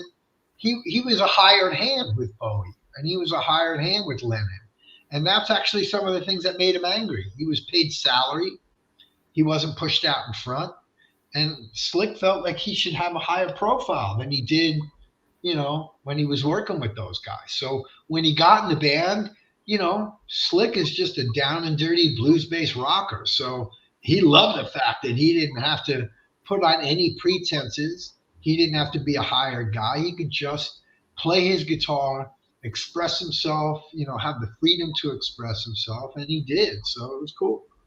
Nice. Very, very cool. And before I kick it down to Angel and fans, we do want to let you guys know that it is last call for alcohol. Ron's been incredibly generous with his time and always going to be welcome to have him back. But we do want to give him, Just quick, I get paid by the minute, right? Oh, absolutely. Okay, let's run it up. Let's run it up. Oh, yeah. But no, absolutely. Always welcome, and we still have him for a little while longer as well. But it is last call for alcohol fans when it comes to comments, questions, anything that you want to ask Ron, because we do want to be respectful of his evening as well. We touched over it just a moment ago, of course, when the times were changing, the music was changing, the record labels and what the bands were that they were looking at kind of crushed out all of the 80s type stuff. What do since your first beginning of Little Caesar was in that ballpark of about 5-6 years, what do you remember of when just the bubble popped and everything? Well, it's interesting because I remember the day they debuted Nirvana on MTV. We were recording, thank you, Art. We were recording the second record.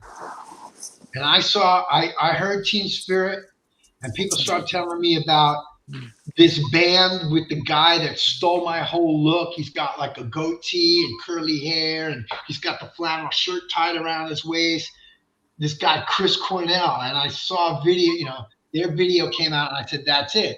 Now I'm the copycat to Chris Cornell because he's so huge and going to become so huge. And he was such an amazing singer. And I'm like, shit. But it proved my point. I went back to Geffen Records and I said, see, this is what I've been talking about since the day you signed us. I told you this shit was coming to an end. I told you this 3 years ago. Now, they call this stuff alternative for a reason, because they want an alternative from what you've been cramming down their throats on radio and MTV. They're tired of the process, glam band after glam band after glam band, rock track ballad, rock track ballad, rock track ballad. And I said, and I told you a change was coming. And I wanted to make the record, listen to Soundgarden's first record. That's the kind of record I'm talking about. Edgy, honest, imperfect. You can hear the band play. You close your eyes, you can see those motherfuckers playing. All those bands. Now, whether you like the grunge music or you didn't like the music, for that sort of principle alone, I felt validated. Mm-hmm. I felt like everything I thought that was going to happen in the music business happened. And they never believed me enough to give me the free reign as the artist. I remember I got this, I had John Kalodner, the great A&R guy, works with Aerosmith, AC/DC, band after band. I got into a fight with him one night and I told him, I said, dude, I have what I call the Benjamin Franklin theory of music. What's that? I'm like, Benjamin Franklin didn't invent electricity. He just discovered it. And he learned that if you stick your finger in a fucking light socket, you're going to get shocked. Stop thinking that as the A&R guy, you invented the bands you work with. You just discovered them. And you'd be better off to back off and let them do what they do, or you might get shocked. Now, I'm too small to get shocked. Well, sure enough, AC/DC wouldn't let him in the room. Aerosmith doesn't let him in the room. They got so pissed at him. But I felt really validated when that whole grunge thing started. And then it was like everything changed, man. Everything. I wound up doing a project called Manic Eden with Adrian Vandenberg, Rudy Sarzo, and Tommy Aldridge. It was basically the bass of Whitesnake with me in front of the band. It was a progressive blues-based band. And Adrian wrote all the songs, and I finished like half of them on the record. We made this really honest, kind of cool record. It was for JVC in Japan. We figured Adrian was smart enough to hold on to the rights for the United States and Europe. And Adrian's like, dude, we're going to take this record to all the majors. Japan paid for it. We're going to make boatloads of money, and it's going to be really great. I went with him to every major label, and every single one of them said, dude, we don't put out that kind of music anymore. And he goes, you haven't even listened to it. He goes, once I heard who's in the band, we know what it is. And Adrian's like, you haven't even listened to it. It's not Whitesnake. It's not Poison. It's not they threw the baby out with the bathwater. All they wanted at that point was grunge bands. Mm-hmm. You know, there was Pearl Jam, who gave birth to Stone Temple, who gave birth to, you know, what's that guy? Creed. You know, they were like copies of each other, and they did the same thing they did with glam metal. All of a sudden, all those bands started saying like this, you know, it's like they all start sounding alike. Yeah. And it's like they did the same bullshit where all of a sudden all that music got really tired after a few years, you know, eventually giving way to Nickelback. You know? the chain of evolution, you know. Pearl Jam, to Stone Temple, to Creed, to, you know, to Nickelback. And it's just like, you know, all this guy, you know. It's like, okay, whatever. Ron, do you think that even with the selling of Geffen and stuff like that, had they not made the first LC record so clean and pretty as you put it, if they had done the record the way you wanted it to sound, you know, club like and you know, and imperfect and rough sounding, do you think that Little Caesar, even with the changes, could have kind of rode that wave? Oh, I think so, because it would have fit in. It would have been, you could have dropped an honest, if you would have produced Little Caesar in the way that Stone Temple and Nirvana, where they were going in and making records like they used to make back in the 60s and 70s, where the producers, they just wanted to capture the energy. They didn't care about imperfections. They didn't care how growly the vocal was or how raunchy the guitar sounded. I think the band would have transitioned or had its own place, that we might have gotten drafted in there. But one thing my dad used to always tell me, and if the queen had balls, she'd be the king. In other words, hindsight is 2020. It's pure sight. I think we would have had a better shot. More importantly, is if I would have bought Apple stock, I would have been even better off than all of this stuff. You know, I'd be rich today. So I don't know, but you know, and at the end of the day, man, you got to feel vindicated. You know, what messed me up for so long was I equated commercial success to artistic success. That if you didn't sell records, then what you did was shit. It just didn't matter. And then I started really listening to and playing with some of the bands we were playing with, who could barely play their instruments, could barely sing a song, could barely write a song, and they were selling millions of records. And I was like, well, you know, that doesn't necessarily, you know, writing a great song, singing a great song, being a unique performer in a unique group of guys has nothing to do with whether your music is credible. You know, is it honest? Do people relate to it? You know, so like I say, when somebody comes up to me and tells me they found Little Caesar in that micro minute of when we were on MTV before everything blew up, and they fell in love with the band and followed us, and to this day we'll do a show in Philadelphia, man, and half the crowd there saw us with Kiss at the Spectrum. And that just shows you how powerful it is when you get out in front of a big crowd, and if you do what you're supposed to do, put on a good show, people remember. And that's it, man. We with the big record deals and the big producers and everything, all we ever wanted to do was make music to the day we died. It didn't matter if we had fucking Ferraris or, you know, women everywhere. We just wanted to do this for the rest of our life and not have to get a day gig. If we could do that to the day we die, we could have been that's platinum in our head. It wasn't about any of the affectations. You know, none of us were rock stars. None of us did stupid crap and got caught up in the fame or trying to get the money or any of that stuff.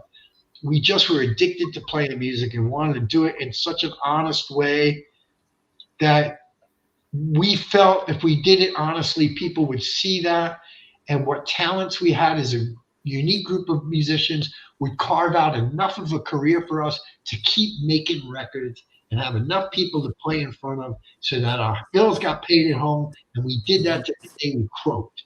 And that could be at 40, we thought, is old age. You know? Yeah. But it didn't come about that way, man. And you know what? There's a part of me that, you know, I'm actually probably still alive because that didn't happen. So, there coulda, woulda, shouldas, man, in life. Absolutely. For sure, man. Angel, go ahead and pick it up right after this question, my friend. Ron, the current lineup of Little Caesar is 3/5 original. Do you still keep in touch with Fidel and Apache? Apache and I had we've had since the day he was in the band. We butted heads always. Don't know why. Just oil and water. And it wasn't like we hated each other. We just never stayed connected once he decided, he's out of here because of all of it. Fidel and I were really close up until, 7 years ago about it was. Where, as I wrote about in the book, it just came down to the fact that he was so caught up in trying to provide for his family and get his paint shop going. He worked at a great paint and auto body shop. And we just said, dude, we got to go to Europe for 5 weeks. How's it going to work? And we wound up having a pretty big blowout about it. And we haven't spoke since. And I really, really, really regret that. But we're both really stubborn people. But the reality is that I would give my left arm for him and his family. He's just one of the greatest people you could ever meet, the greatest family man you could ever meet. He's a man of principle. He's a man of honor. He's a man of faith. But just from a simple business thing, it wasn't going to work anymore. And that put such a wedge between us. We haven't spoken since. So I'm hoping we can get rectified. So. I got you, man. Absolutely. Right to you, Angel. Oh, Myra, say. Thank you, Myra. I appreciate that. It's my pleasure. Thank you for listening. And Jim. Jim. You notice that I've ducked out of Facebook. Yes, keyboard warriors can be, everybody's a tough guy behind a keyboard, Oh, yeah. So, the main reason I've got off social media, and believe me, as you can tell, I have diarrhea of the mouth, and I'm not shy in having an opinion or something to talk about. So social media was made for an asshole like me, no doubt.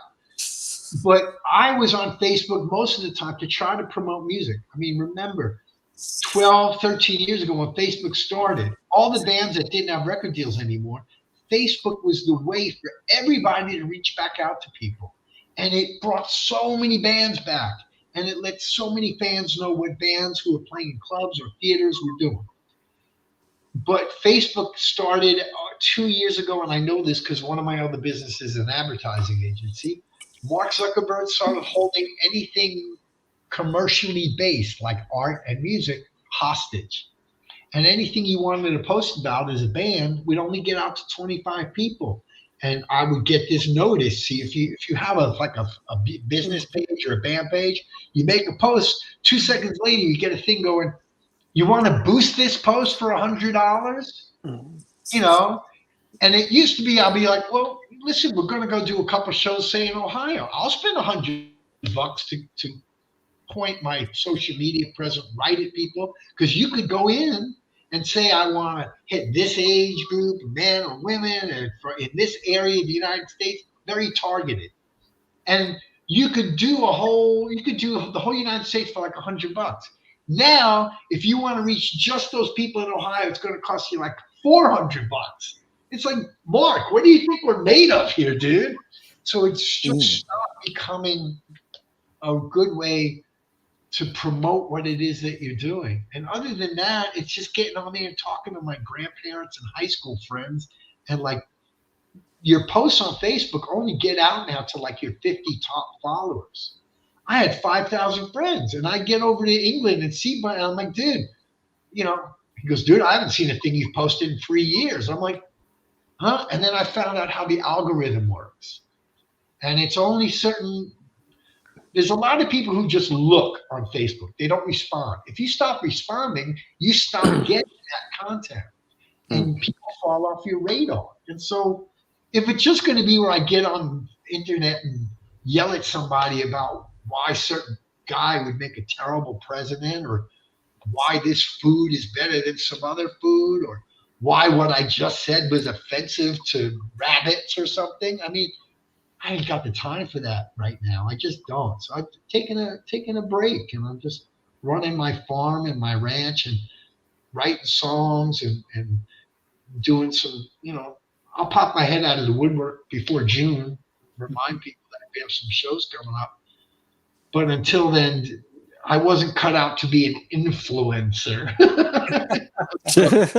I dropped off the radar for a while on social media. Oh, there you go. Shameless plug. Yes. Shameless plug. Where is it? So, what can fans expect? So, you'll be playing. I had to do the same thing. Yeah. Yeah. I'm sorry. What was the question? No. What can fans expect? So, you'll be playing all three days, right? Yes, we'll be doing full shows, like 90 minutes, all 3 days. We try to put a couple of. Usually, we load up kind of heavy on the first record because that's what a lot of people know. And then we do a real good smattering of all the other albums thrown in there. We don't have pyro. We don't have a light show. You're going to hear my stupid bullshit while they tune guitars because we don't have any guitar techs. We stopped trying to be rock stars years ago. As soon as we hit that first downbeat, we're going to try to kick you in the fucking nuts or face, depending on your gender, and hope you feel something about the music. And then when the song's over, I'll probably say something fucking stupid, tell a stupid story, go on to that kind of shit. We don't have the production, the time, or the money to put on a show, but we fucking play our ass off.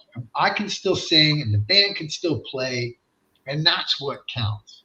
And then after the show, we come out and we hang out with everybody and sign anything you want us to sign, answer any question you want to give us, because you folks are the music. Without you, we are masturbating in a rehearsal room in Los Angeles. When we go out and do a show, that becomes the actual music. That moment, that night, that tempo, that energy, that pacing, that set list, that is magic to us. And we still treasure it like the first day we've ever done it. And anybody who comes, we're eternally grateful for you giving us the gift of music every night. Well, so we just want to say, I'm definitely going to try to make like a trip out of it to Ohio because I know Cleveland has the Rock and Roll Hall of Fame. Oh, and we're trying to get back to the East Coast too. We're just, now the summer's coming. Mm-hmm. We're going to start trying to do these like weekend, just 3-day weekend runs. Jump on a plane, borrow some gear, play with some friends like Charlie. Charlie's great. Charlie's a great musician with a great, honest band. He's a hardworking dude. He's a super nice guy. We appreciate. We're going to be playing on his equipment. We're going to be hanging out with him. We're going to be Boston, please. Yes, we'd love to get up there. We have a good friend up there. Her name is Janae, and she books a couple of small clubs up there, and we're trying to get back up in there. And there's a good promoter up there too that we're trying to get hold of, get something booked. But thank you. There's some great bands out there too in Boston. Mm-hmm. Yeah, there's some. I'm so caught up in my own day-to-day bullshit. I don't, and also now that I'm also off social media, man, we go out and we do these bands with some of these opening acts, and they're great, and they're like 23 years old, man, and they're slaying it, and they've got great influences, and they're super nice guys, and they make me feel fucking old, dude. God bless them. It's nice to see that this music is coming around again with another generation, and they have the same passion for it that we did 30 years ago. I mean, look. Think about it. 30 years ago, did you imagine that we would still be talking about your music? Oh God, no. So you're doing something right. It was either two things. I was either going to be dead, huge to the point where I become a weirdo. See, this is what people don't understand. When you become famous, where you can't go get a cup of coffee, like Tommy Lee, show me your big dick. Hey Tommy, I know you're getting a latte, but turn around. I want to see if that thing was as big. I mean, Jesus Christ, the guy's just trying to get a cup of coffee. You know what I mean? Or Steven Tyler, or any guys like that, man, I've got a friend that grew up with Johnny Depp. Johnny Depp can't even get out of a car and go get a pack of gum without, in 5 minutes, 50 people being around him because somebody talked about it on social media or texted their friends. He doesn't even know what a bottle of, a carton of milk costs because he can't go into a supermarket. I don't want to live like that. I was just, that's why Gene Simmons was brilliant. With all that makeup, he could go to the store. Nobody knows he's a rock star, Yeah. But, 30 years ago, man, I mean, think about it. There were no smartphones. There was no internet. There was nothing like that. Yeah. It was like life was so different, man. You got together and you went to your local club. There was, there was MTV and you saw the bands on MTV, but there wasn't like some internet to do a Facebook Live thing or see some band's page where they uploaded some of their music. Didn't exist, man. And some of that's good, some of it's bad.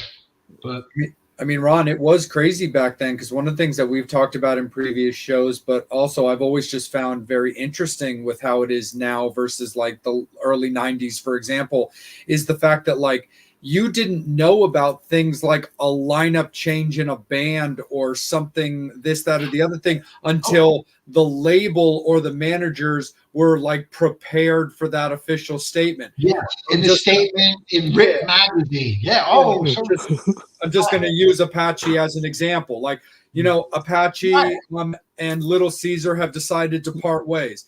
You didn't know about that till the band and the management and the record label were ready to put that out. Now everybody's poking and prodding, and they're like, "Hey, it's that guy stage. Yeah, fuck that guy. He's an asshole." And I try to go up to him one night, and are you on Team Tommy or are you on Team, Vince? And in their fight, and I mean, and people acting like they know these people, talking the biggest amounts of shit. A thread that's 400 comments long. Like even on M3, dude, you look at the post, someone puts a thing up there. Oh my God, he can't sing anymore. Oh my God, look at him. Look how old he is. It's like, yeah, we get old, dude. When you think, right? I know you still want the guy you saw in the video, but I'm fucking 30 years older, dude. This shit is white. I'm not gonna dye it. If I dye it, I'm gonna look like. The white will be there in a day. I can't keep up with it. I tried it for like 5 years. Can't do it anymore. I'm old. I either can sing or I can't. But geez, Louise, don't do 400 comments about why you don't know about this and you're an asshole and and we're gonna kick you out of the group and I'm gonna punch your face in when I see. And I'm like, oh my God, it's just an announcement that someone got sick and couldn't make a show. There's like 500 people going batshit crazy on the internet about it. Yeah. It's like John Corabi, poor guy, man.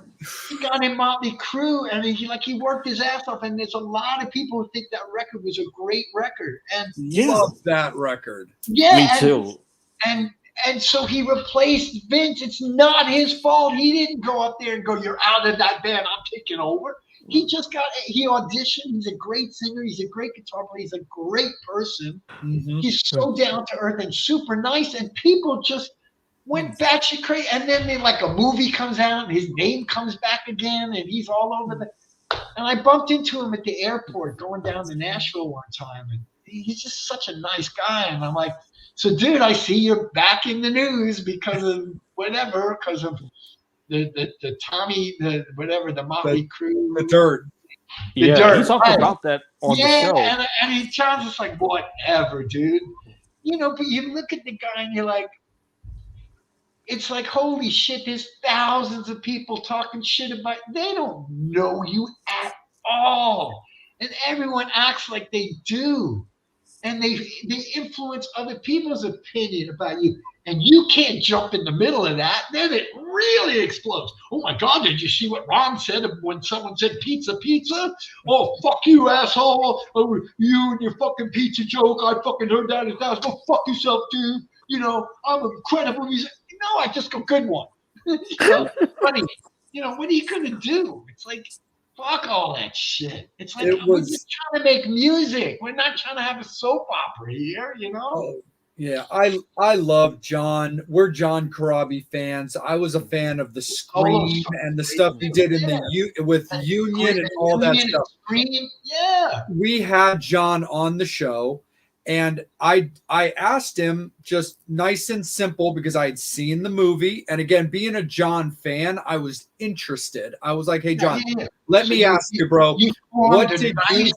Yeah, question. yep. I was like, "What did you think of your portrayal in The Dirt?" Because it was really weird, dude. Because they had you in there for only like a split second, but Yeah, they spent a lot of time about Vince's, daughter being ill, and that's not a knock against Vince. That's simply about how they chose to. Yes, what I was happened, like, you know? how did you look at your portrayal? He was like, bro, I hated my portrayal because one, I was only in there for a split second, and that's not really what made me mad. He's like, it was And the that's fact kind of- that they that's kind of, portrayed the band as only playing to these half-empty houses, which were definitely not a thing. We weren't playing to like empty gymnasiums.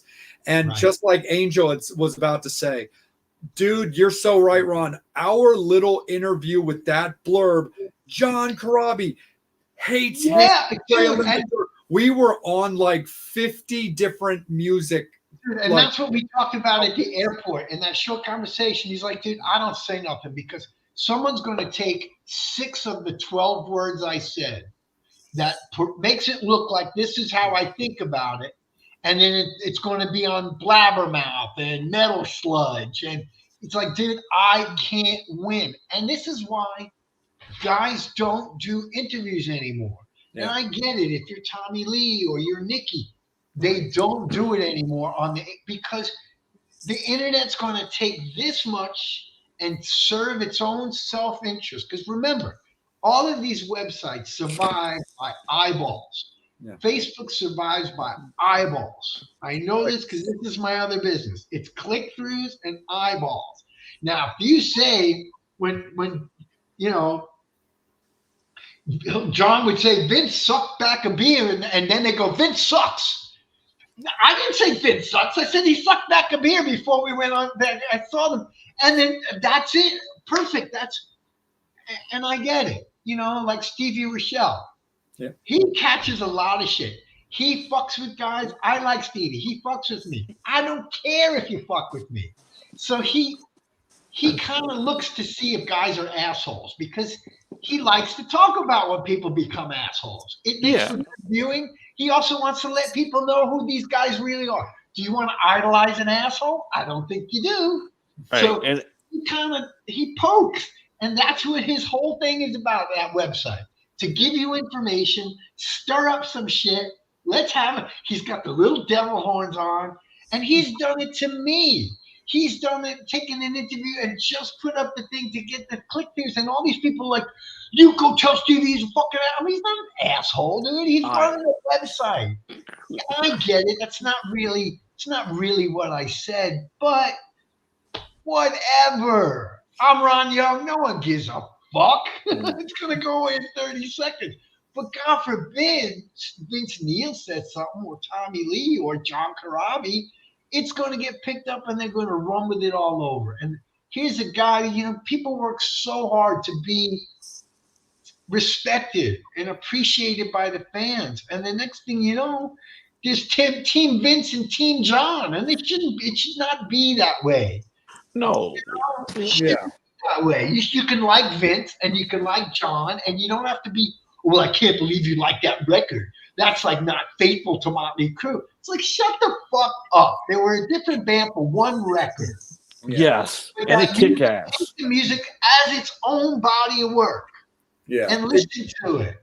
It is hilarious because we were on Blabbermouth within an hour, and we were still finding, and John's quote was still getting picked up and sent to us by like European music sites. Yeah, then it gets a month back around to you. Yeah, a month later, and it was still all about John hates his portrayal in The Dirt. And I remember talking to Angel about it and being like, it was like right now. I was like, wait, we talked to John for Right. over 2 hours, and Right, that's and what they you're take focusing on? this. It's It like, was 2 hours of amazing conversation, no, and exactly. just because he didn't like the Dirt movie? Hey, Ron, you know what I miss? About 30 years ago, this is how it would go down with the whole thing with Motley Crue. Right. This is Kurt Loder from MTV News. Right. Vince Exactly. Neil Right. is out of Motley Crue. Yeah. And then they show a quick picture of John Corabi, and everybody will go, oh, that's too bad. I really like that band. I And miss then Kurt they Loder. watch the next Guns N' Roses video. Yeah, I miss Kurt Loder.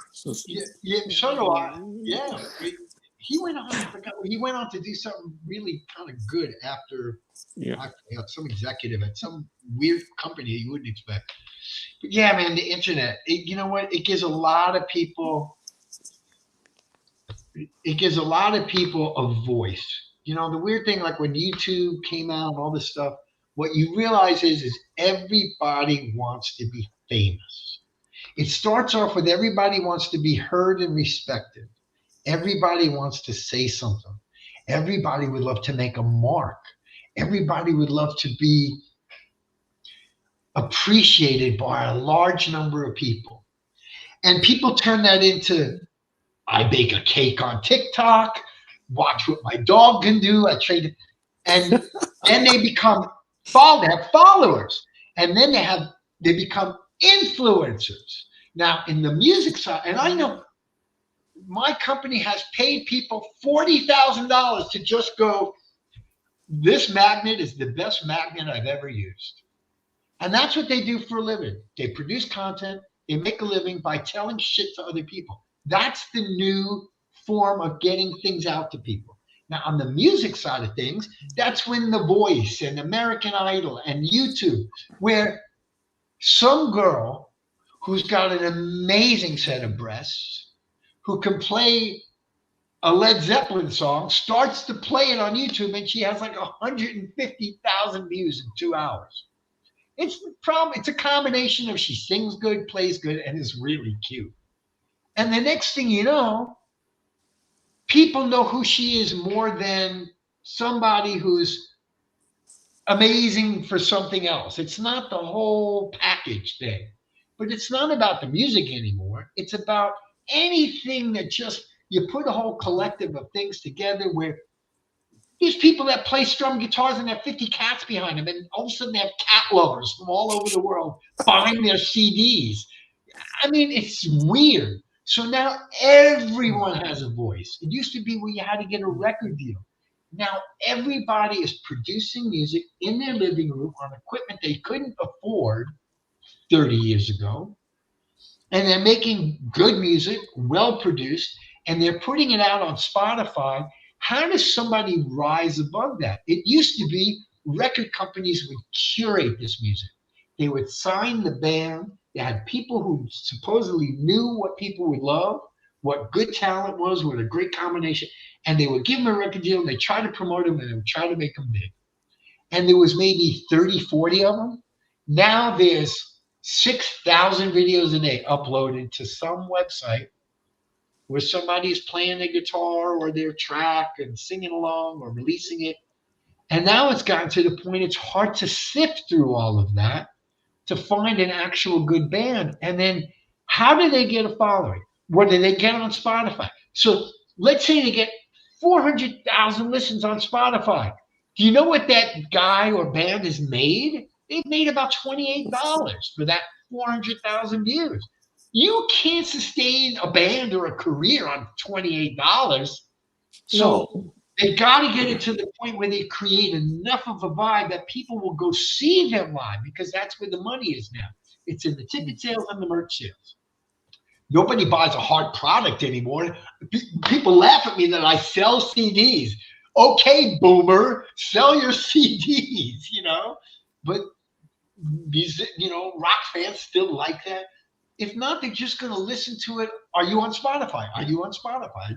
And they put you in a playlist and they listen to you. And the musician makes, or the band makes, zero money. So how do you get it to that point where you're big enough to actually afford to put a tour together so people could see you, so that you could keep making this music and sustain this project by generating some kind of revenue. It is really, really hard to do. I see how hard they're pushing Greta Van Fleet. They are shoving that fucking band down my throat. I like them. They're good. I know, even though they deny their influences, I know what they listen to because I'm an old guy and I own a lot of records. So I know exactly what they're influenced by. I like who they're influenced by, so I like their music. But there's bands like Rival Sons and Vintage Trouble and I mean Dirty Honey and there's a lot of great bands that are trying to bubble up, trying to get their thing going. And it's not easy to do. And so how do we perpetuate this thing that we love in music to the point where you still get to hear really good artists and don't just see the video of that girl with the really large breasts playing Stairway to Heaven in her own way? It's like, it's a really weird thing, all this technology. Not to mention that, oh, well, we had to ban you because you mentioned her breasts and you shouldn't mention her breasts. And the guy goes, well, why is she wearing such a tight thing? Oh, you're a misogynist. Well, you're a homophobe. Well, you're a dick. Well, you wouldn't know good music if you bitch in the ass. Fuck you. And it's like, oh my God. Click, I'm getting off this thing. This is blowing up. And it always happens. I mean, it's dudes, it's weird. It's the whole thing, it's weird, But thank God there's still, I think the healthiest genre of music right now is like really hardcore metal stuff. I mean, man, the festivals and those kids are so into it. And I can't even tell one genre from another. There's like 8 of them. And I can't tell what makes death metal to grindcore to this. I don't, because that's not me. I respect the music. I don't really listen to it as a fan. But it's kick ass. And I watch their clips of them playing in a crowd. And I'm like, yeah, that's the shit right there. That is blowing up, man. That is powerful and growling and ripping and, man, and making people move their bodies and their heads. And it's just, and I'm like, God bless it. That right there, man, that is what it's all about. And it looks really healthy. But, man, blues-based rock band like Greta Van Fleet, even getting shoved down people's throats. It's not like they're playing at the stadium because they've blown up, So, I don't know. Weird times. I've got my great memories of all my concerts with all my friends without the internet, So it's cool. Absolutely, 100%. Angel, do we have anything left on the board for Ron, brother? No, like I said, just want to be respectful of your time because we definitely want you to come back sometime. All I got to do is shovel up. Literally, you know what I have to do next? I got to go shovel horse shit and cow shit. That's my night. Glamorous, huh? Glamorous. It's my night to shovel to shovel out horse shit from stalls. Rock star life, dude. But honestly, I'm grateful that I can have horses in my life. You know what I mean? It's like, but it's complications of abundance. Oh, look at you, fancy guy. You got horses. Yeah, but I got horse shit too. See, it's the yin and the yang of things in life. So yeah, you're not eating up that much of my time because I'm just avoiding going shoveling horse shit. And that's no knock on you guys. No, we appreciate everything about tonight. I mean, it's been so much fun, great conversation. For sending in great questions and like DK. It's great to see names of people that I know from the internet. It's great to have my co-writer pop his little head in there, Steve. And oh, you want to see something great? Here, this right here. I'm going to out Steve. This right here. This is my royalty check from Steve because Steve collects the royalties. And in this thing is a check that he told me I can't cash because somebody kind of messed up his bank account. And I never opened it. So it was perfect. So he sent me a new one. That one's sitting in the kitchen. It's probably $18. I'll go have a nice lunch. But that's it, baby. Right there. This is the money. This is 4.5 stars on Amazon, baby. Right here. That's the one that's competing with Terminator 2. Oh, dude, like you wouldn't believe. to have this windfall late in life. I mean, Steve popped his head in from the lavish lifestyles of his share of the royalties. Right. He had to put down the champagne for a few minutes and pop in and just say hi. Gotta run. What can you say, Ron? I mean, a pool cue and a trip through a glass window gets you $40K in royalties. Yes, and writing a book gets you $18 like 9 months in. But, hey, I go to shovel horse shit. Steve's probably out chasing turkeys off his property or something. This is the glamorous life behind the scenes of nature and such.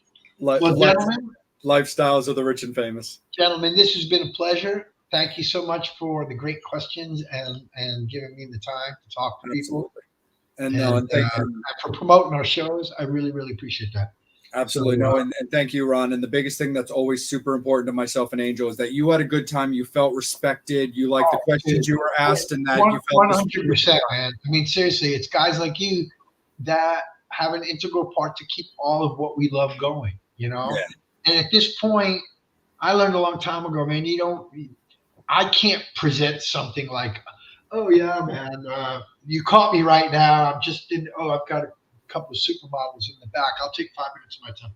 Those days, that's not that. So being honest and giving people insight into something that they really care about from a guy who really doesn't give a fuck to hide anything anymore. Hopefully that's entertaining to people. But this is vital and this is integral. It's got to kick to a new phase where you get to use these tools to get to know the people that you care about and how they make their music, what they're about, what they stand for, what kind of person they really are. Because when I'm behind the microphone, dude, I'm that guy. Yeah. I got all the power. I'm cool as fuck. But honestly, I'm kind of an insecure guy that just loves to do something up there. And when I get up there, I'm more comfortable than when I am walking on the street. It's weird, but that's why I'm a singer. So. Absolutely. But Ron, real quick before we let you split, my friend, let everybody know where Little Caesar can be found.